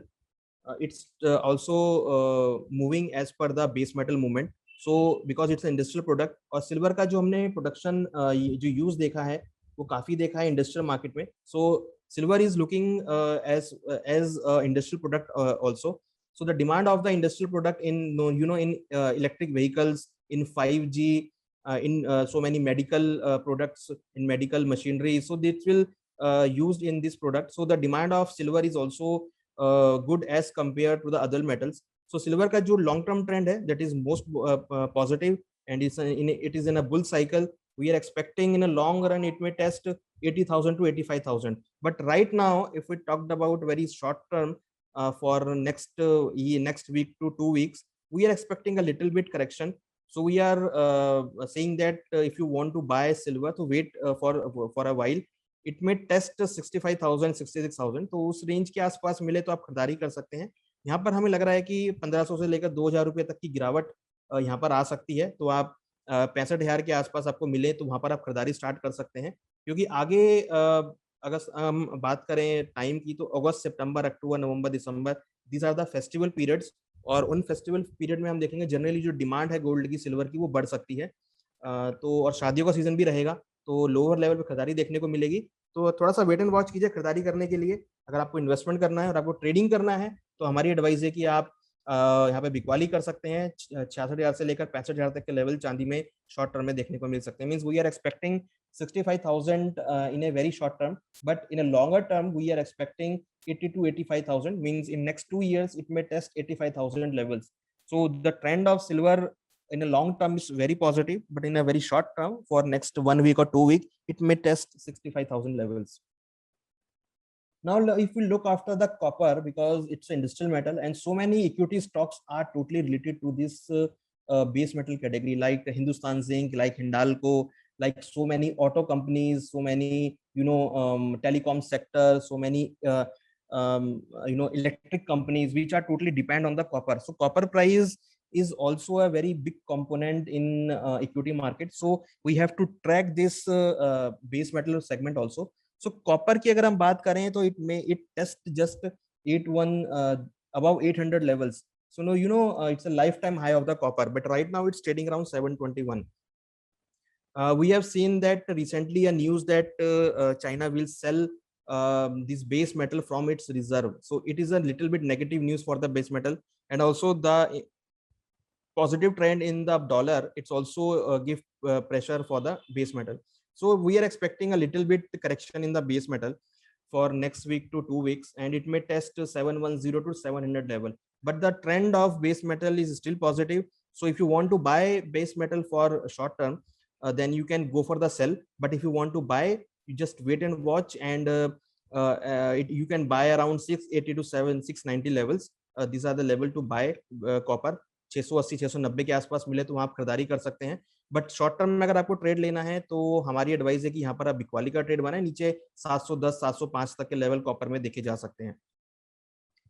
Now अगर हम क्रूड की बात करें, which is the most volatile commodity, और अगर आपको crude में अगर आप ट्रेड कर रहे हैं तो it means you are trade in a globe. So crude एक ऐसा प्रोडक्ट है जो पूरे विश्व में यूज होता है, और कहीं पर भी कुछ भी होता है तो इसमें डायरेक्ट इम्पैक्ट देखने को मिलता है. मींस अगर कहीं पर जियोपॉलिटिकल टेंशन देखने को मिलेगी, जैसे we saw in Israel and Gaza strip, उसमें मोमेंटम देखने को मिला. कोविड-19 की जगह लॉकडाउन लगा तो हमने क्रूड में मोमेंटम देखा. -$40 तक लेवल नीचे चले गए थे. कहीं प्रोडक्शन बढ़ता है तो मोमेंटम देखने को मिलता है, कहीं जियोपॉलिटिकल टेंशन होगी, कहीं पॉलिटिकल इंटरवेंशन होगा, कहीं पॉलिसी रेट चेंज होगा, तो we will see a sharp momentum in crude oil prices. So और क्रूड एक ऐसा प्रोडक्ट है जहां से हम इन्फ्लेशन की स्टार्टिंग देखते हैं. Now right now crude oil is trading around $75. तो अगर 75 के आसपास चल रहा है, and we are seeing that the inflation on a very high. Now if we see the US supplies are very less. For the example, oil rigs count जहां पर हम क्रूड एक्सप्लोर करते हैं वो प्री कोविड लेवल के time पर करीबन 850 के आसपास थे, जहां पर मींस शेल प्रोडक्शन जो था वो 850 ऑयल रिग्स काउंट में होता था. अब जो सिर्फ अभी इस टाइम करीबन 480 है, ऑलमोस्ट 50% ही ऑयल रिग्स काउंट है. It means the supplies are very less and demand is also increasing day by day. अभी जो एविएशन सेक्टर है वो अभी उतना ओपन नहीं हुआ है, तो जब एविएशन सेक्टर ओपन होगा तो यू विल इमेजिन कि कितना मोमेंटम आ सकता है। तो for longer term perspective we are expecting a positive trend to $80 to $85, but in a shorter term we are seeing that it may test 5300 और 5250।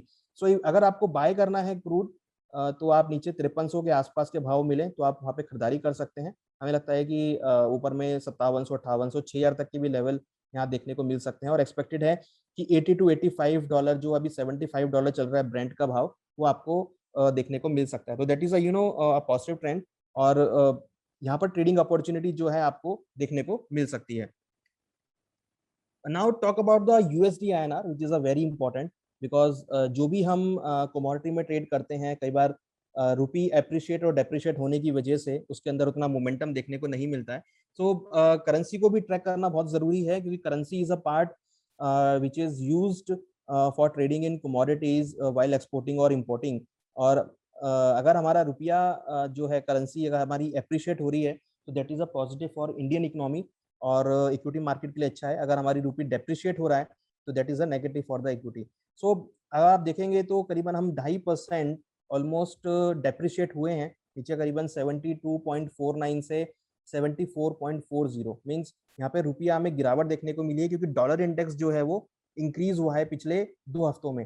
तो उसकी वजह से हमने देखा है कि जो रुपया है हमारा वो एक नेगेटिव टेरिटरी में जाता हुआ दिख रहा है। तो इससे काइंड ऑफ कॉशियस की माइट भी हो सकता है कि अगर रुपया ऐसे ही डेप्रिशिएट हुआ तो माइट भी जो हमारा इक्विटी मार्केट है वहां पर हम लिटिल बिट करेक्शन देख सकें, और जो हमारा इसकी वजह से जो हमारी कमोडिटी के प्राइसेस हैं वो दोबारा बढ़ते हुए दिखाई दें। तो इट मींस अगर रुपी के अंदर भी मोमेंटम होगा तो आपकी जो कमोडिटी मार्केट है वहां पर भी आप शार्प मोमेंटम देख सकते हैं। Means it's directly related to the commodity. If it depreciate or appreciate, you will see the impact of this appreciation or depreciation in the commodity prices. So अगर आप इक्विटी मार्केट ट्रैक कर रहे हैं, अगर आप करेंसी मार्केट ट्रैक कर रहे हैं, तो आपके लिए इजी हो जाता है कमोडिटी मार्केट को ट्रैक करना। और अगर आप कमोडिटी मार्केट को ट्रैक कर रहे हैं तो you can take idea for your equity portfolio. So it's so we can say that the commodity market is a very important market to track, to trade, to hedge your portfolio, to diversify your portfolio, to gain the knowledge, or you can use this product for your, if you are in business, commodity business,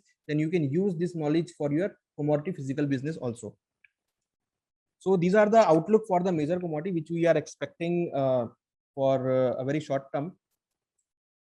Gold, we are expecting it may sell gold, it may test 46,500, and sorry, this is not 3 to 6 months, this is for 3 to 6 weeks, 3 weeks.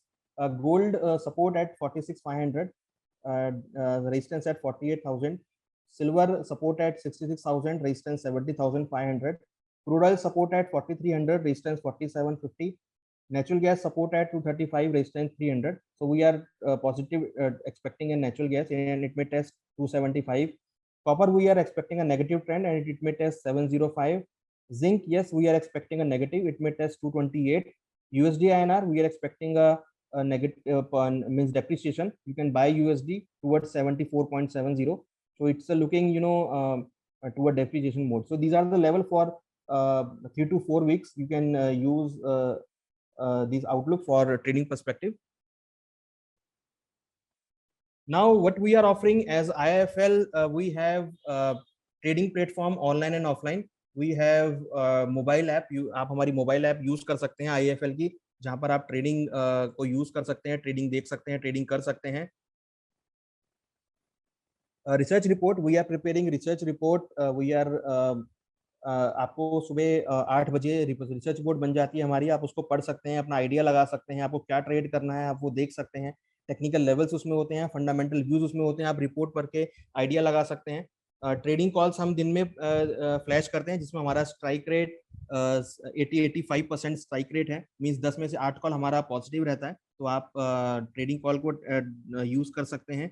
Single margin utilisation, अगर आपका equity में margin है तो आप वो margin commodity में भी use कर सकते हैं, करेंसी में भी यूज कर सकते हैं। आपको सेपरेट फंड देने का रिक्वायर नहीं है, आप जो इक्विटी में फंड है वही आपका मार्जिन यूज किया जा सकता है। RM टीम है, रिलेशनशिप मैनेजर हैं हमारे, आप उनसे कांटेक्ट कर सकते हैं, अपना सेगमेंट एक्टिव करा सकते हैं।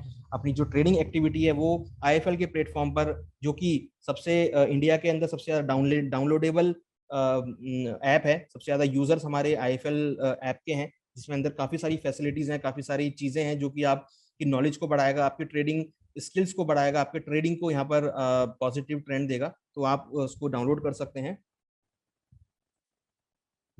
हमारा जो ऑफलाइन ट्रेडिंग प्लेटफॉर्म है, जो कि अपने अब लैपटॉप पे आप स्टार्ट कर सकते हैं, that is a trader terminal, TT terminal जिसको हम बोलते हैं। आप उसको डाउनलोड कर सकते हैं। It's a very customize, it's a very easy to use. You can download this app and you can download this application in your laptop and you can trade by this. So this is a also very positive cheese which is by for the traders के लिए। तो यहाँ पर technical charts available हैं, fundamental reports available हैं, trading terminal सामने available है, open interest, volume, सारे जो भी मेन इंडिकेटर्स होते हैं मार्केट के लिए वो सारे यहाँ पर अवेलेबल हैं। आप इसको देखकर, आप इसको चेक करके ट्रेड कर सकते हैं। और इसमें काफी सारी फैसिलिटी आपको देखने को मिलेंगी जब आप इसको यूज करेंगे। जब आप इसके थोड़ा डेप्थ में जाएंगे, रिसर्च के सामने फंडा है उसमें आप जाएंगे रिसर्च पेज पे, आपको काफी सारी चीजें यहाँ पढ़ने को मिलेंगी। आईपीओ यहाँ से आप डाल सकते हैं, सारी चीजें इसके अंदर अवेलेबल है। म्यूचुअल फंड यहाँ से आप ले सकते हैं। तो जो हमारा ट्रेडिंग टर्मिनल है, that is a very robust kind of platform जहाँ पर आप ट्रेडिंग के लिए इसको यूज कर सकते हैं।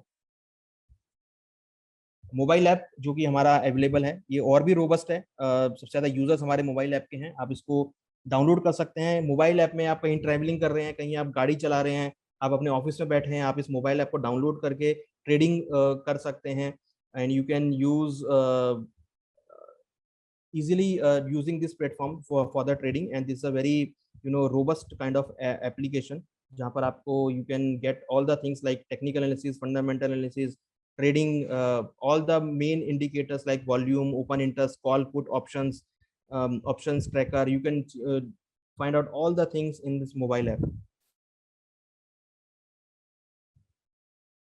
So now this is end from my side. Any query, please ask your query. If you have any query, we are like to address the queries. Please ask your query in the chat box.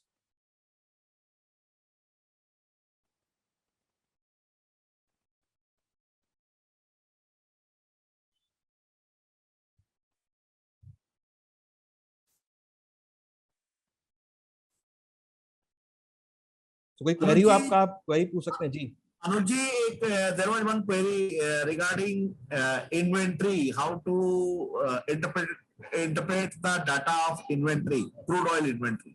C inventory, आपको मैं inventory के बारे में बताऊं तो inventory base metal का inventory आता है और क्रूड का इन्वेंट्री आता है।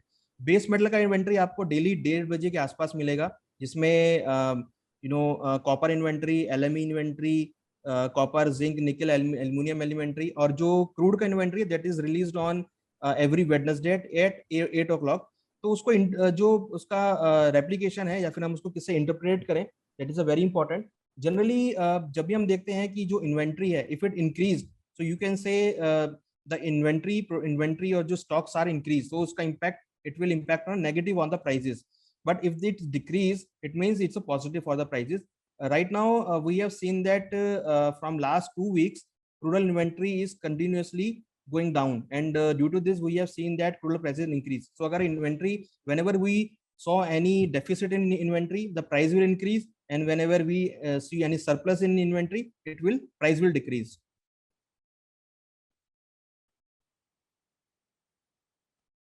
Crude trend is positive if it because right now it's trading on a overbought zone, so we are expecting a little bit correction. तो अगर आपके पास 5350 के आसपास के लेवल्स मिले, then you can buy for a longer term, और आपको अगर ट्रेडिंग करना है तो आप ट्रेडिंग कर सकते हैं। we are expecting it may test $72 to $71 once, then you can buy crude oil. So this is a buy level for longer term perspective.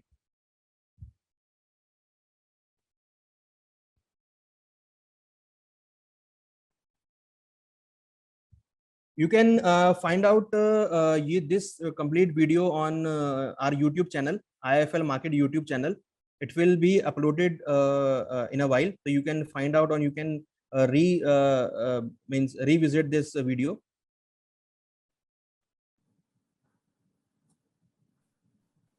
Any other query?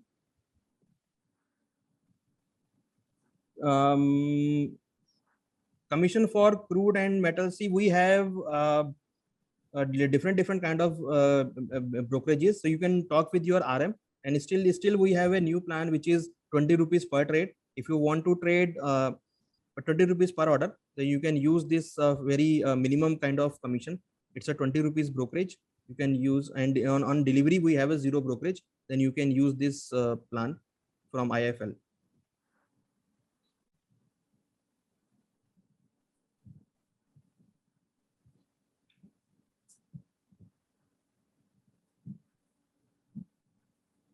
Any more query?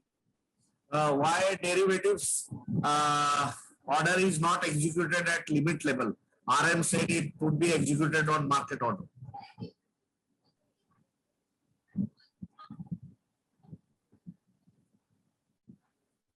Why derivative order is not executed on limit level? RM said it must be executed on market order.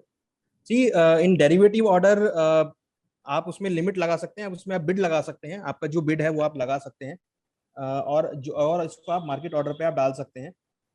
जो limit level है, I think that is you talking about the upper circuit kind of thing.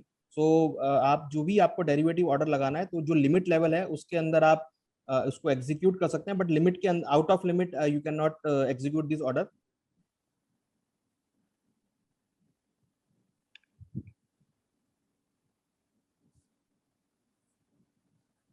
Mr. Mahesh बोल रहे हैं, do it with live example, we will get more knowledge. Live example के साथ session करना is very difficult.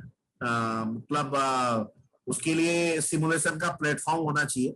Then only we will be able to get the idea कि how the movement of prices is taking place and how to hedge the same.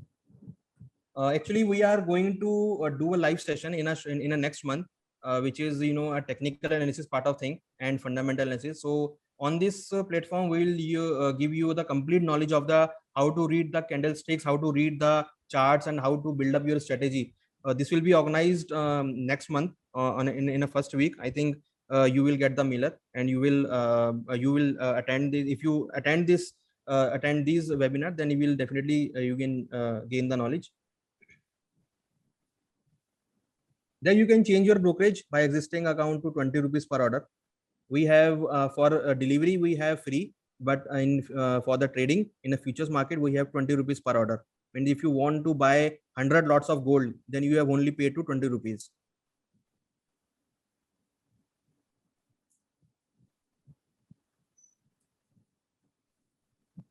If you are new customer for the commodity, we are advising to trade in the mini lot. Even you can trade mini or you can trade a micro.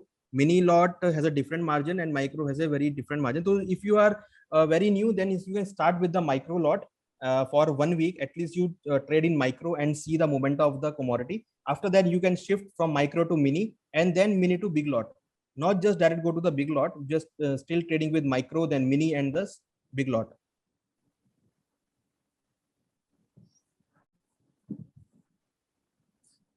Someone was asking whether I will get income tax benefit out of. So I have answered there कि आप speculative loss को speculative profit के against adjust कर सकते हो, and it will be better if you contact your CA regarding the same. If it is your business income or business loss, then it can be set off against your business losses also. So it will be better to contact CA for the income tax benefit.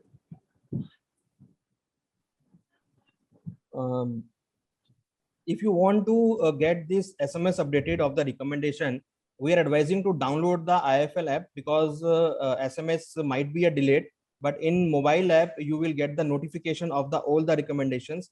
So I am advising to you please download the IIFL and log in with your client account, and then you will get all the notifications, all the recommendations on this mobile app, just like as a push notification.